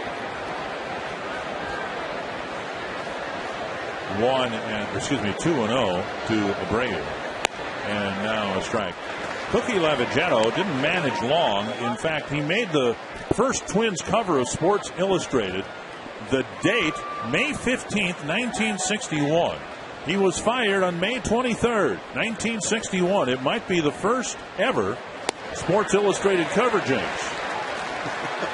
But in a way, that kind of symbolizes or shows you what managers have to go through. 1 week you're on the cover of a national magazine, and the next week, literally, the next week you were fired. There was another guy on that list, Billy Martin. He knew all about getting fired, but not in a couple of weeks, Yeah. right? Couple days for him. 2-2 to Abreu. Speaking about Managers Week, I think the one thing that we haven't talked about our Managers Day is dealing with people in the way that you look at your players on the bench and having to deal with personalities. I know in talking with Mike Scioscia today, I asked him that question. You have superstars on your team. You've got guys that you call grinders that play every day but make you good. How do you deal with the personalities? Mike Scioscia had some great comments about that, and I know Robbie has that online with the Twins website. But I just really feel like I played for Tom Kelly, who he talked about having the same rules and the same thing for everybody. To me, you look at Mike Scioscia, same thing. Joe Torre was also that way. Same rules for everybody. And that's what I think really made our club so effective with the Twins and the New York Yankees. Ron Gardenhire talked about that very fact. And that's kind of the important thing for a manager, being able to feel the pulse. The game stuff really, a lot of the games just dictate what you're going to do. You go by feelings and everything, but left-right matchups and all those things, they're out there for you if you want to use all that stuff. But I think it's having the pulse of your team and making the players believe that you're doing whatever is best for the ball club. And you know what, and that's a great point because, I was with a lot of different teams throughout my career, and I can honestly say I was never on a ball club that catered to one guy and then treated him a little bit different than the other ones. And there have been cases in baseball where one guy kind of was catered to where he did it his way, didn't stay in the same hotel, and it's been a tough road for that organization to try to get back to the winning ways. Well, I think we've all seen cases, definitely not with the Twins. It didn't happen in New York when I was a Yankee. When that does happen with a team, those teams normally do not win. You have dissension, you have people going different directions, and that is not team, and that's why those teams don't win. Rounded sharply through the hole, and Kendrick has 3 of the 5 hits for the Angels. Follow the Twins on your iPhone, iPod Touch, BlackBerry, and Android phone with MLB.com at Bat 2010. At Bat 2010 features play-by-play, video highlights, and live audio broadcasts. You know, I never minded giving up 3 hits to one guy in his third at bat when I've only given up 5. That means you're getting the other guys out. As long as they don't go over the fence, is that correct? If they're all singles, it's going to take somebody behind him getting hits to get him in, right? Right. Well, just to the ground ball is probably going to end the inning. Valencia's been kept busy. He's handled every opportunity. Another scoreless inning for Brian Dunston.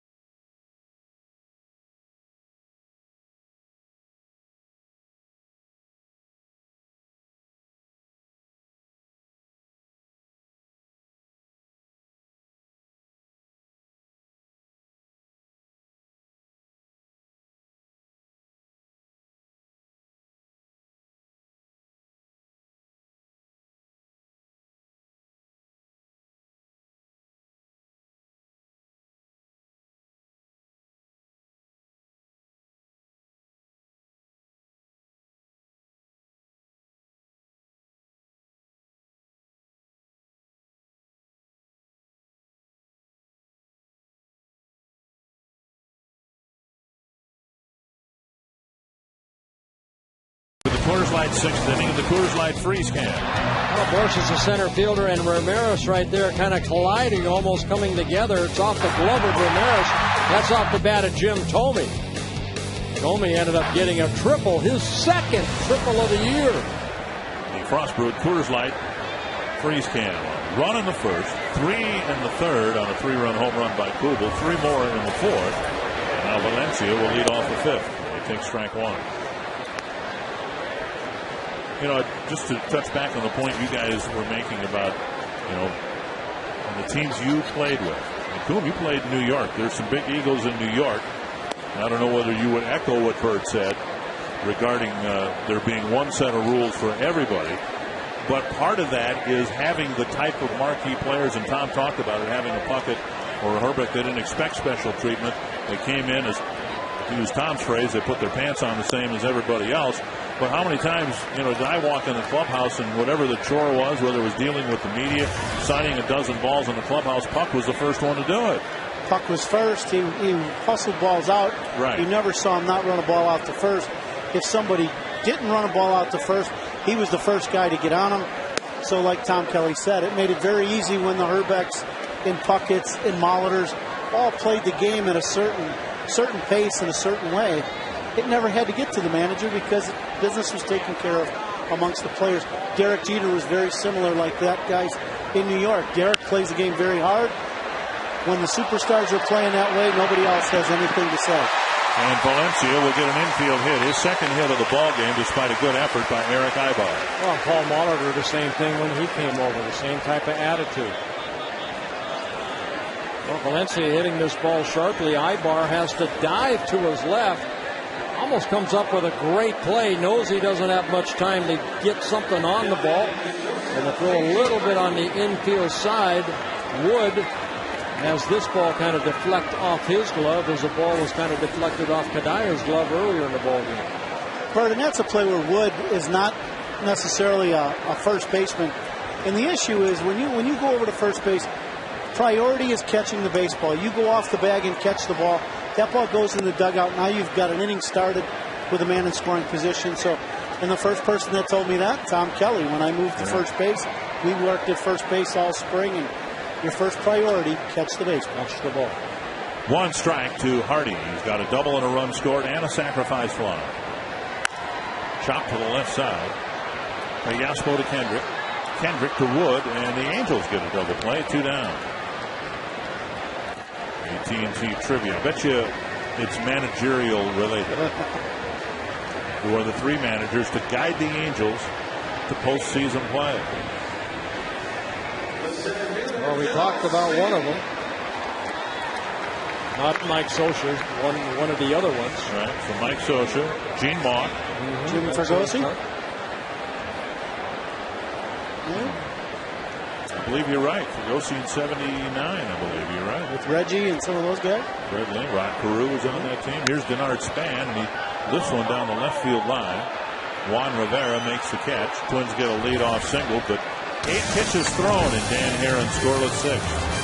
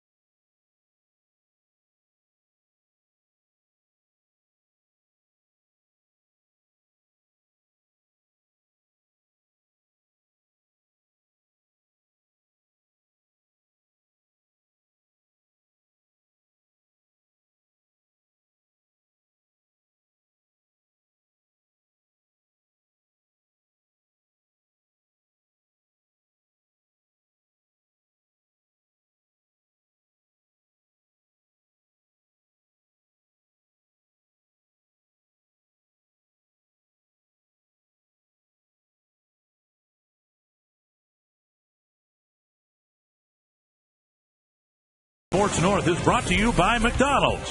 Start your day off right with a sausage McMuffin with egg extra value meal featuring golden hash browns and premium roast coffee. McDonald's, I'm loving it. By Toyota.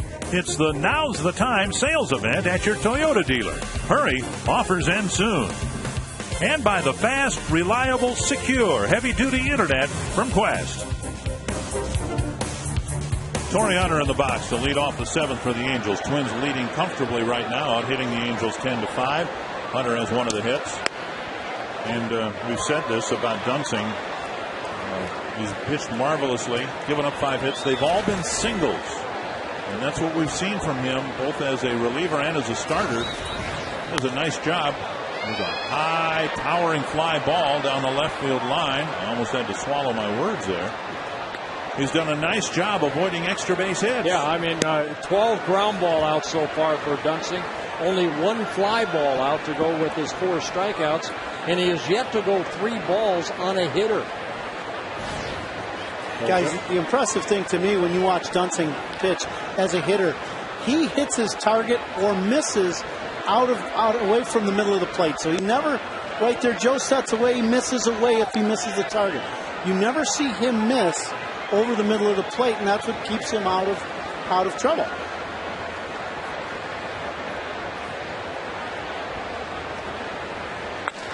And a tapper to short. Good fastball away right there. Outer half of the plate gets another ground ball out. 1 down in the 7th. And Dunsing, who went the distance in his last start, seems headed that way again. Here's the Mountain Dew game summary. Well, Jason Kubel with a 3-run home run. That coming in the 3rd inning. That gave the Twins a 4-0 lead. And then Tomey's triple. That's always fun to watch. Twins added 3 more in the 4th. Delman Young, an RBI single up the middle. 1 gone. Here's Juan Rivera. Rivera 0 for 2. A couple of ground balls.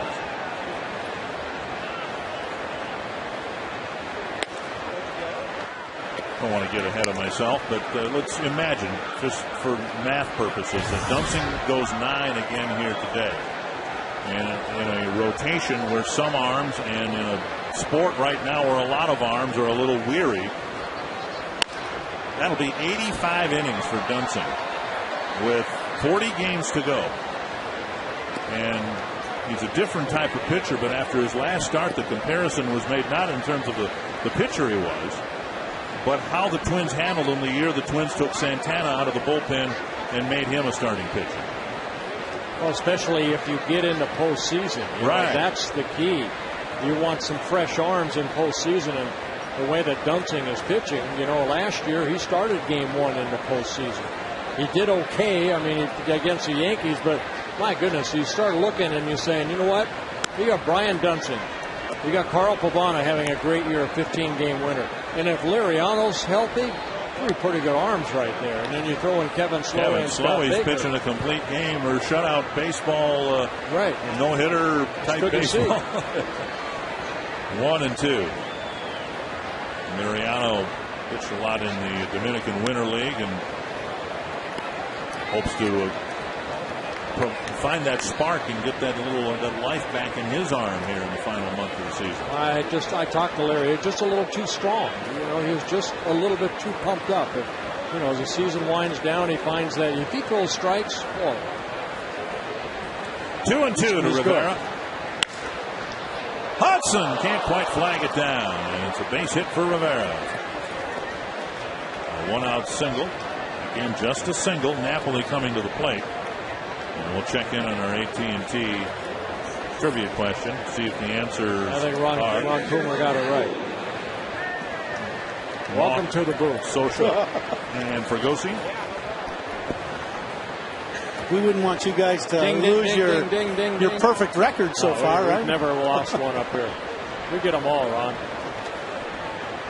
And we didn't have to look in the media guide. Thank you very much. Until Socha took the Angels to the World Series and they won it in 2002, Angels were considered almost a cursed franchise. 1 pitch away. In fact, that was the subject of a book about the 1986 season. Gene Mauch was the manager, and he had, of course, suffered through the collapse of the Phillies in 1964, and he was so close to getting the Angels and then owner Gene Autry into the World Series for the first time. It's one of the tragic stories team-wide of baseball. Well, Napoli questioning this call right here a little bit up. Remember, Dunsing struck him out on a good fastball in his first at-bat in the 2nd inning. 2 strikes to Napoli.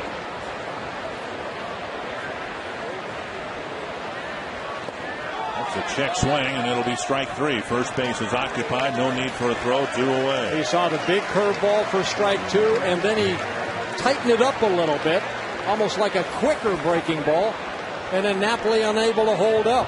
So the good tight rotation right there gets the 5th strikeout for Brian Dunsing and getting Napoli for the 2nd time. Well, that to me is just, as a hitter, you watch guys pitch, and that's the great thing about Brian, even though he's a young guy. They add a little, subtract a little. You don't have to just do that on your fastball. He threw the slow curveball, then a hard breaking pitch, almost a slider that he threw down and had Napoli. He's seen 3 different speeds of pitches, and Brian gets him out pretty easily. And I'm sure that first at-bat was in the back of his mind because it looked like a fastball down. That was called strike 3 in his first at-bat, so he just went too far, and he struck out again. 1-0 to Eric Aybar. He's hit a couple of ground balls to short.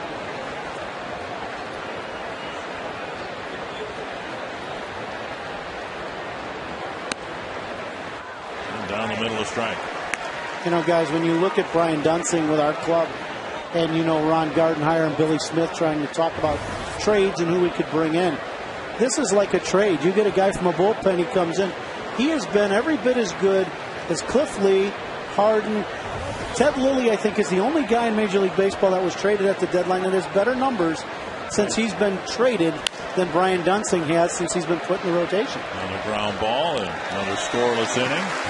Twins have a comfortable lead. We go to the bottom of the 7th. Stay tuned for the 7th inning stretch brought to you by Medica.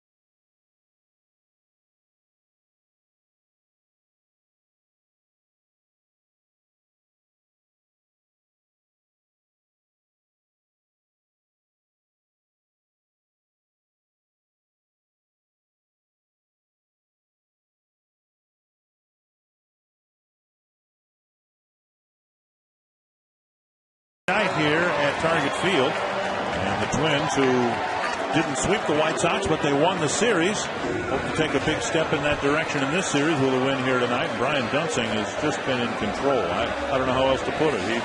The one opportunity the Angels had to kind of make him sweat a little bit, he got a double play ball off the bat of the Angel cleanup hitter, and he just hasn't looked back since. Yeah, that being Torrey Hunter in the fourth inning. Great job of damage control. A couple of runners at the corners, nobody out.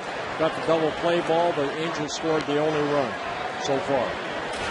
Hudson with a pair of singles, including an RBI single in the fourth. Yeah, 87 pitches for Duensing in 7 very good innings. And a strike.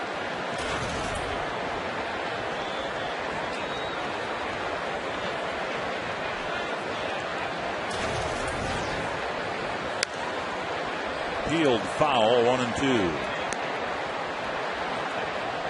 I think the Angels made the trade for Dan Herron because Dan Herron is a guy that over his last 5 years has averaged over 220 innings a year. This is a guy that does not want to come out of a ball game, even though he's given up some runs. You know, the defense hasn't played all that well behind him, Ron. He made one mistake, to Jason Kubel for a 3-run home run. 3 runs in the fourth inning with a little better defense, it'd be a 4-1 ball game rather than 7-1. Well, when you look at pitches right there, same thing we talked about Duensing. He's pitching, and whenever the catcher Napoli sets up, wherever he does, he never misses to the middle of the plate. He's got a good fastball, good sinker, good breaking pitch. And to me, his balance point that you talked about, he has stayed under control the whole game. Hudson retired for the first out of the 7th inning. Joe Mauer with a sacrifice fly, a walk, a run scored, and a single. His thoughts on his manager. He's a guy that keeps reminding us to have fun. This game is supposed to be fun, but he also will put a foot in your rear end if you're not getting after the game the way you should be. So he's got a real good balance with that. I think that's a key word, balance, right there, Ron. Well, and we all know Gardy likes to have fun. He was my coach. You guys know him very well. I'll say we had a blast together when he was our coach. The one thing about it, though, is you can have fun. This game is all meant to be fun. But the bottom line is you got to play a certain way. And Gardy doesn't expect anything but that. Well, it's fun in the dugout. But once you cross that line, then it's business time. I would agree. Especially as a starting pitcher, because I had a lot of fun when I didn't pitch. I knew that when I hit that well documented. When I hit that mound, it was business. And if I didn't bust my tail out there, I couldn't have any fun in the dugout. And for more player comments on Ron Gardenhire, join Robbie Entzmakowski at FoxSportsNorth.com for the Superfan experience. 2-1 to Mauer. And foul back. Let me ask you gentlemen this. It's been a long-held theory that great players don't make great managers. There have been some exceptions. Hall of Famer Frank Robinson has been at times a very good manager. Joe Torre, a borderline Hall of Fame player, going to go into the Hall of Fame as a manager, as a roller to short. Ibar fires, and Wood with the catch, 2 down. But why do you suppose that is? No, I think there are some guys that are Hall of Famers that, you mentioned Frank Robinson. A lot of the managers are guys that they had to just dig it out to get to where they were at. They learned the game from the bottom up, like a Tom Kelly. And I think Ron Gardenhire, when he came up to New York, he didn't have a long playing career, but boy, he busted his tail end to get there. He expected a lot out of himself, and I think he carried that right into coaching and then eventually managing. And that's a good point. I think also, Dick, when you look at what a superstar player does and how he looks at the game, he's that 1% of the league. And when you look at the game, he's looking at it through different eyes than everybody else that's playing.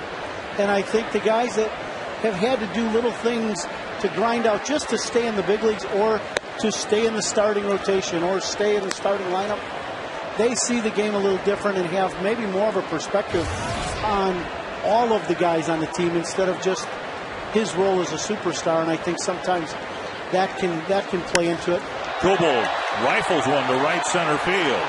Off the base of the fence. He'll try for two. Hunter's throw is cut off by the second baseman, Kendrick.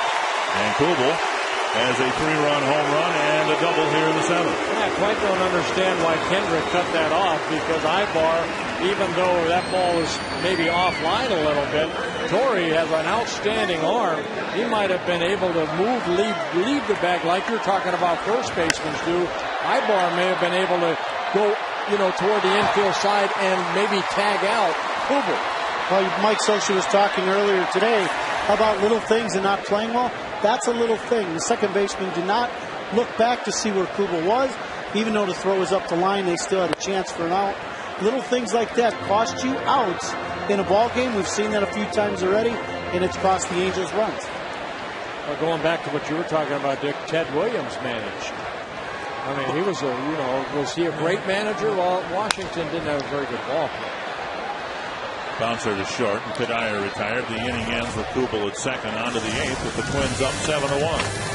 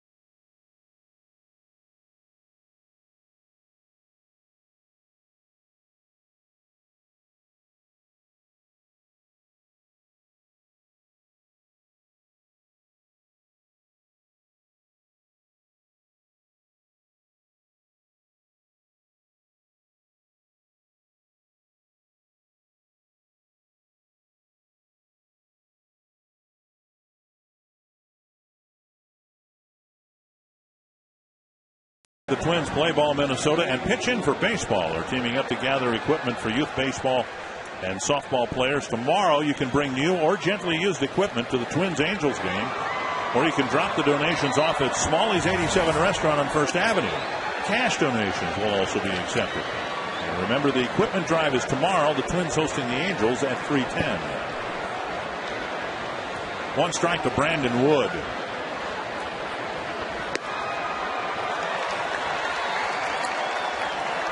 And Wood with a swing and a miss. Now you look at Brandon Wood. This is his 61st game played. He's hitting only 166 coming into the ballgame. Only one double. He has 3 home runs. And a big disappointment to the Angels. And there he is, strikes out for the second time. Dunsing picking up his 6th strikeout. On his 90th pitch. Lauer sitting inside, and he just overthrows that ball, but it's got something on it. And a Quest high-speed pitch. Heron had clocked as high as 92. Dunsing at 93. And a high-speed pitch brought to you by Quest High-Speed Internet. One gone. Here's Borges. There's a bunt. And foul. Now Borges was given center field. Torrey Hunter moving to right. And Borges showing tremendous speed.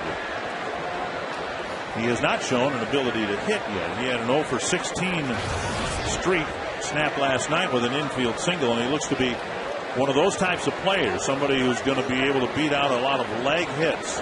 Yeah, just 23 years old. Now down in AAA, Salt Lake City, he was hitting .314. Had some power. Right, a little difference again between AAA and the big leagues, Ron. There's a big step there, and it doesn't always work for everybody. But when you look at the Angels lineup, when you have two guys hitting $163 or lower and you're having trouble scoring runs, you can understand why Mike Scioscia is frustrated, because you're just not going to score the runs with the lineup he has. Well, we get to watch his speed here.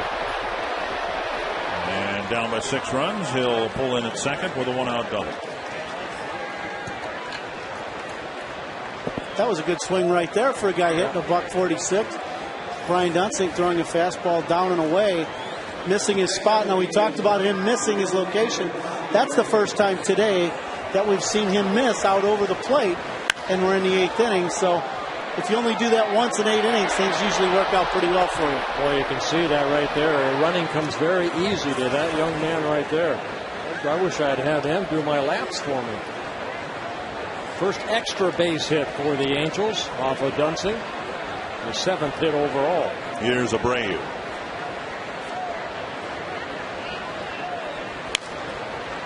And Capper up the line, 1 strike. Well, Duensing made his first start in place of Nick Blackburn back in the middle of July. He was on that pitch count. He worked, prior to that, I know he pitched 4 innings in relief and got the pitch count up to 44. In his first outing against the Orioles, he went 66 pitches, but he has gone 5, 6, 8, 9 in his last start. I mean, he has been everything that the Twins have needed for someone to step in for Nick Blackburn. 2 strikes to Abreu. Abreu, not your typical leadoff hitter, but in the absence of anybody else, he's done a really nice job hitting .364 since taking over the leadoff spot. Eric Ibar hit that spot at the start of the year. Here's a chopper foul. The only thing what you lose is the RBI situation for Abreu. He's got 7 years in a row that he's had 100 RBIs or more in a year in the season. So you're losing that. When you look at a guy like Abreu, he's a guy that grinds out at bats. He takes a lot of pitches. And if you're having trouble getting guys to the top of the lineup on, I know that's why Mike went to Bobby to lead off, because early in the ballgame he will take pitches and get pitch counts up for pitchers, kind of like he was when he was with the Yankees. That was their theory of hitting. He's the perfect example of a guy who can do multiple things in your lineup. Well, the Angels know that the Rangers have won their game 2-0 in Baltimore. The White Sox game in Kansas City was rained out tonight. So the Twins will have either a 4.5 or a 3.5 game lead in the Central. 1-2. And now 2-2.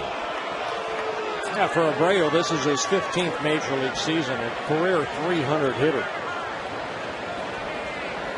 2-time National League All-Star when he was with the Phillies in his 2nd season with the Angels.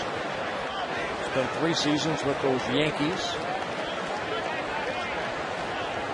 You say that with a little disgust.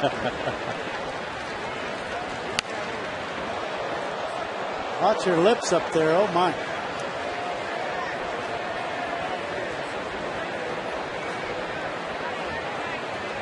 Now Duensing's pitch count is climbing here after the 1-out double. This will be number 100, which means his chances of having an opportunity to pitch through the 8th and into and through the 9th aren't very good anymore. Well, 104 pitches in his last 2 starts, 7 1/3 innings, and then the 9-inning shutout baseball. Long at bat, and Abreu a little dribbler to Kadire. Borges going to third, 2 down. And Kendrick coming to the plate. This week on Fox Saturday Baseball, it'll be the Angels and Twins. Hoping to keep pace in the American League Central. Fox Saturday Baseball presented by Sprint. Returns at 3 o'clock tomorrow. And you're doing that game. Doing the game with Jose Mota, who does some broadcasting for the Angels. Yep. And then just another reminder that the Sunday afternoon game is not a Sunday afternoon game anymore. It's a Sunday night game. So for those of you who have tickets on Sunday, you need to adjust your plans accordingly. We've adjusted ours. We won't be televising that game on Sunday. Now, Dick, you just brought up a subject about Duensing's pitch count in 101. going in 102 now. Bert, I got a question for you. When you pitch a ball game like this, where he's had very little issue throughout the game, he had one inning in the fourth where he had some trouble pitched out of it. This has been a pretty low-stress game for Brian Duensing because of his performance. Does that dictate whether or not Ron Gardenhire will feel more comfortable letting him pitch the ninth inning? Well, another ground ball out. That will hopefully be number 16. Ground ball outs for Brian Duensing. You know, Ron Gardenhire, they protect their pitchers. Kevin Slowey had that no-hitter for 7 innings. They took him out. We'll see what happens. Fine play by J.J. Hardy to wrap up the 8th.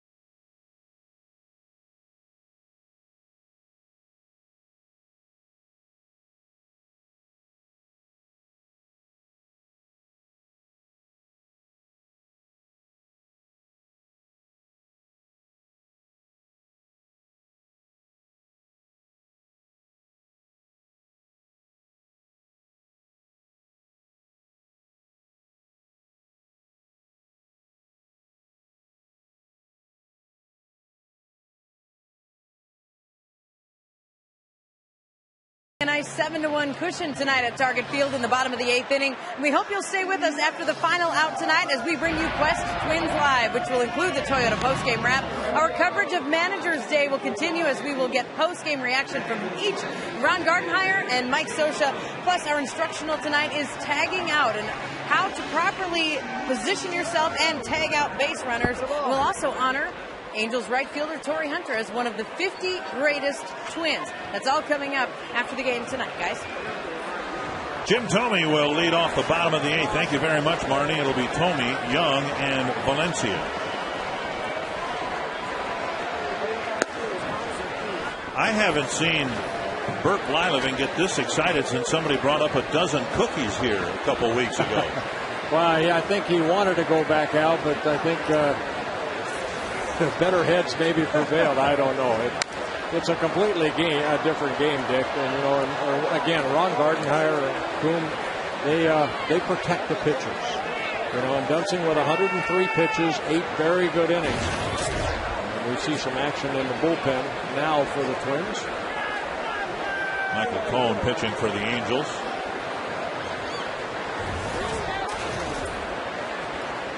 Pretty good sell job, though, by Duensing of trying to get out there, right? You know what? You try it. What the heck?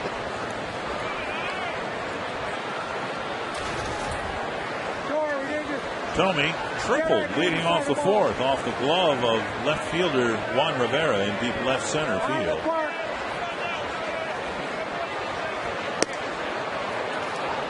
And a strikeout to start the bottom of the 8th. Here's tonight's in-game box score presented by Mass Mutual. Well, most of the runs coming in the 3rd and 4th inning for the Twins. Jason Kubel with that big 3-run home run. Then the Twins added 3 more in the 4th, led by Jim Thome's leadoff triple. Delman Young with an RBI single. He scored a run. All around, very good box score for the Twins. Ball 1.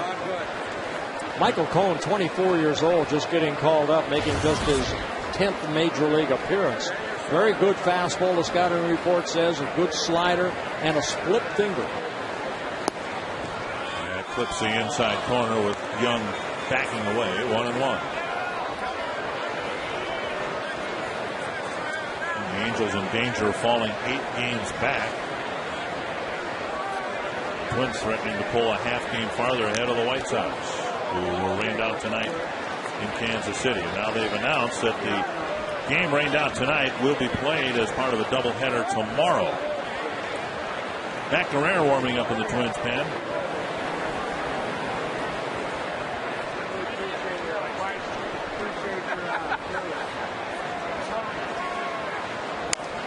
Jammed him, and a little dribbler to short. Ibar retires Young, out number 2. And follow the Twins on Twitter for the opportunity to throw out the ceremonial first pitch before the September 1st game against the Detroit Tigers. One lucky Twitter follower will be randomly selected for this unique honor. Visit twitter.com/Minnesota Twins for details. Ron Coomer, watch this young man's delivery. I asked Matt Gengel to try to watch Michael Combs' delivery. Starts in a stretch position, but boy, does he really open up quick. He does fly open, kind of herky-jerky, and that's why you're getting some of these awkward swings by the Twins. They haven't seen him a lot. And you see that fastball right there. Cone flying towards the first base side and then throwing his fastball. So he gives you something different with his front side flying open that I'm sure the Twins hitters are having a tough time picking up the baseball. Yeah, watch him come right here, and then he just opens up. He almost, it's almost like a little pause before the arm comes through. I love looking at different deliveries for different pitchers, but also hitters too. I mean, they all stand in the box differently, all swing differently, but pitchers, it's the first time I've seen Cone, a very unusual type of delivery. Well, and you look right here from a hitter, when his front side, Bert, starts flying open and dig, it's really tough because you're trying to pick up the ball, and from there he looks a little more conventional. When you see him from a distance, he's kind of herky-jerky. When you watch his front shoulder now, it'll be going almost towards the Twins dugout right there, and that's what, and then the ball kind of explodes. Right. To me, that's almost Would you call that like a short armor? I mean, because his arm looks like it's very quick, but his body's out, and then all of a sudden here comes the ball. Right, and it's definitely very deceptive for the hitter.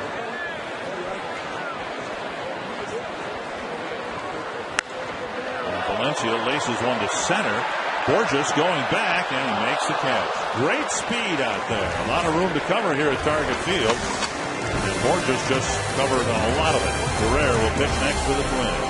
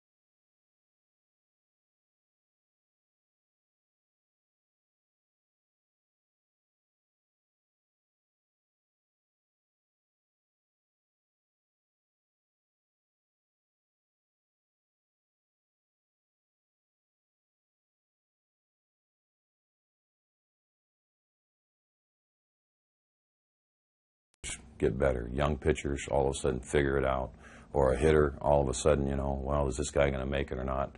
And all of a sudden you see him really playing at a high level. That's fun. That's what it's all about. Just think how many of those examples Ron Gardenhire has seen, and he might be seeing it again with Brian Dunsing. You know what I liked about Brian Dunsing? He went in after the 8th inning. It wasn't looking to get taken out. He said, hey, one more. at least he asked. You know, a lot of times you'll see pitchers go in and kind of looking for that handshake. And Dunsing wanted to go back out, but 103 pitches, 77 for strikes. Great job by Brian Dunsing.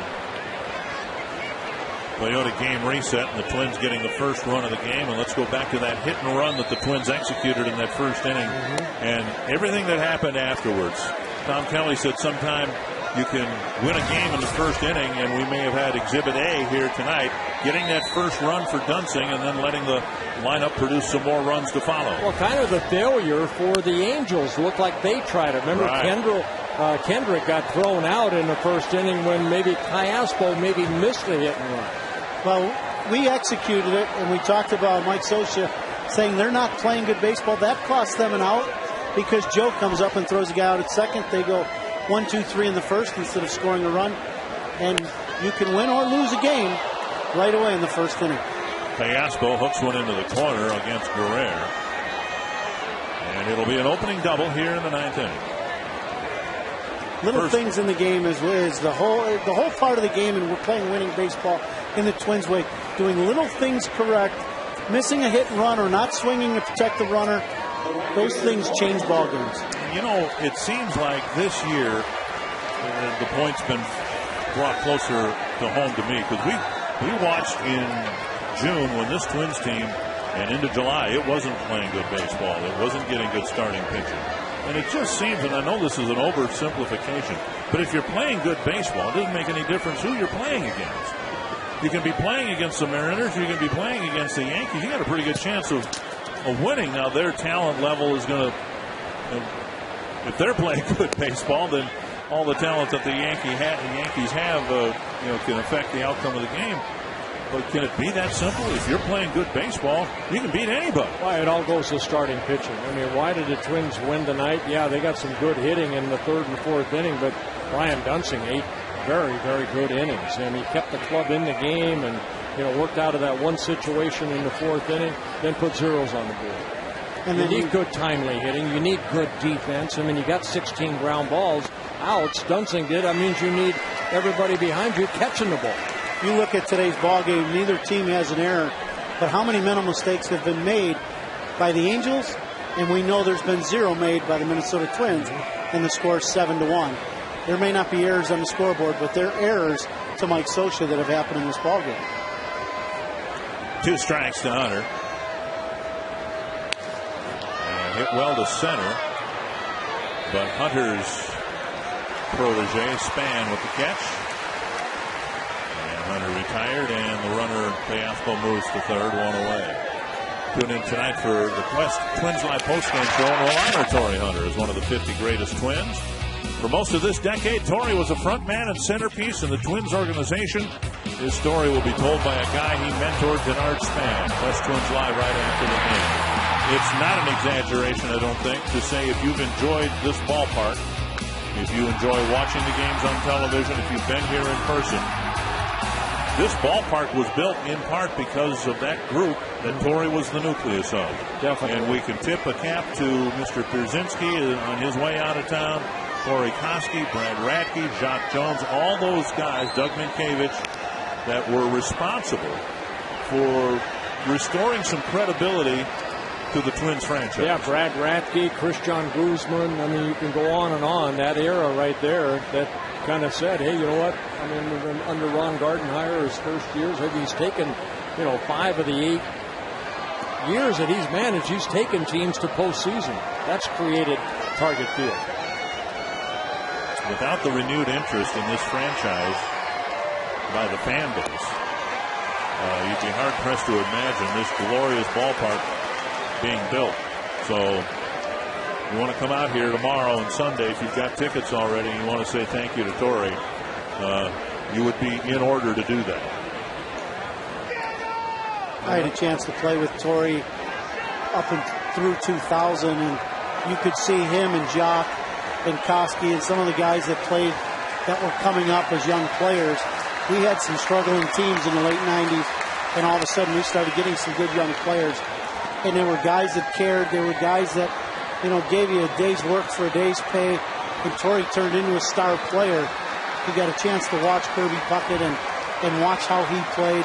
Corey Koski was another guy who played very hard. I know Tom was talking about the relationship Gardy and Corey Koski had. And there were a lot of guys, A.J. Krasinski, as much as our fans like to boo him, A.J. was a guy who, when he first came to camp, could hardly hit the ball out of the infield, and he turned himself into a very good defensive catcher, calls a good game, swings the bat very well, and a leader on a ball club, and a quality player. There's a lot of those guys. Jock Jones, another one. 2-2 to Rivera, and the hope here, at least from this chair, that Jock Jones can stay healthy in the final weeks of the Rochester season and maybe get a call-up here in September. A run's going to score. Rivera will get credit for an RBI. The Twins will get the second out of the inning. It's time for the Coors Light Cold Hard Blast. Well, it came off the bat of Jason Kubel after the Angels intentionally walked Joe Mauer. Kubel on a breaking ball that just kind of hung there from Dan Haren. Hits that 3-run home run. That gave the Twins a 4-0 lead. Kubel's 18th home run of the year. When you're playing well, things like that happen. Very good manager, wanting to not let Mauer beat him, issues the intentional walk, and Kubel swings over one slider, and then the other one isn't quite as sharp, and Kubel whacks it for a 3-run home run. 2 gone. And Napoli drives one deep to left field. Delman Young going back, and the Twins back in the win column. And they lead the American League Central now by 4.5 games. Dunsing pitched a complete game his last time out, giving up just 3 hits to the A's, and he was just as good tonight. He really was. You know what? The Twins in that Chicago series of starters really struggled, but Brian Dunsing hopefully put them right back on track again. 16 ground ball outs for Brian Dunsing in 8 very, very good innings are Jimmy John's delivery of the game. And Anthony, the Twins in position to win another series tomorrow afternoon against the Angels. Something the Twins have been doing all season long. They're back in the win column tonight. Quite a difference from last night. We'll continue our look at Manager's Day. Roy Smalley will show you how to apply the tag in the infield. And a big night for Jason Kubel next on Quest Twins Live.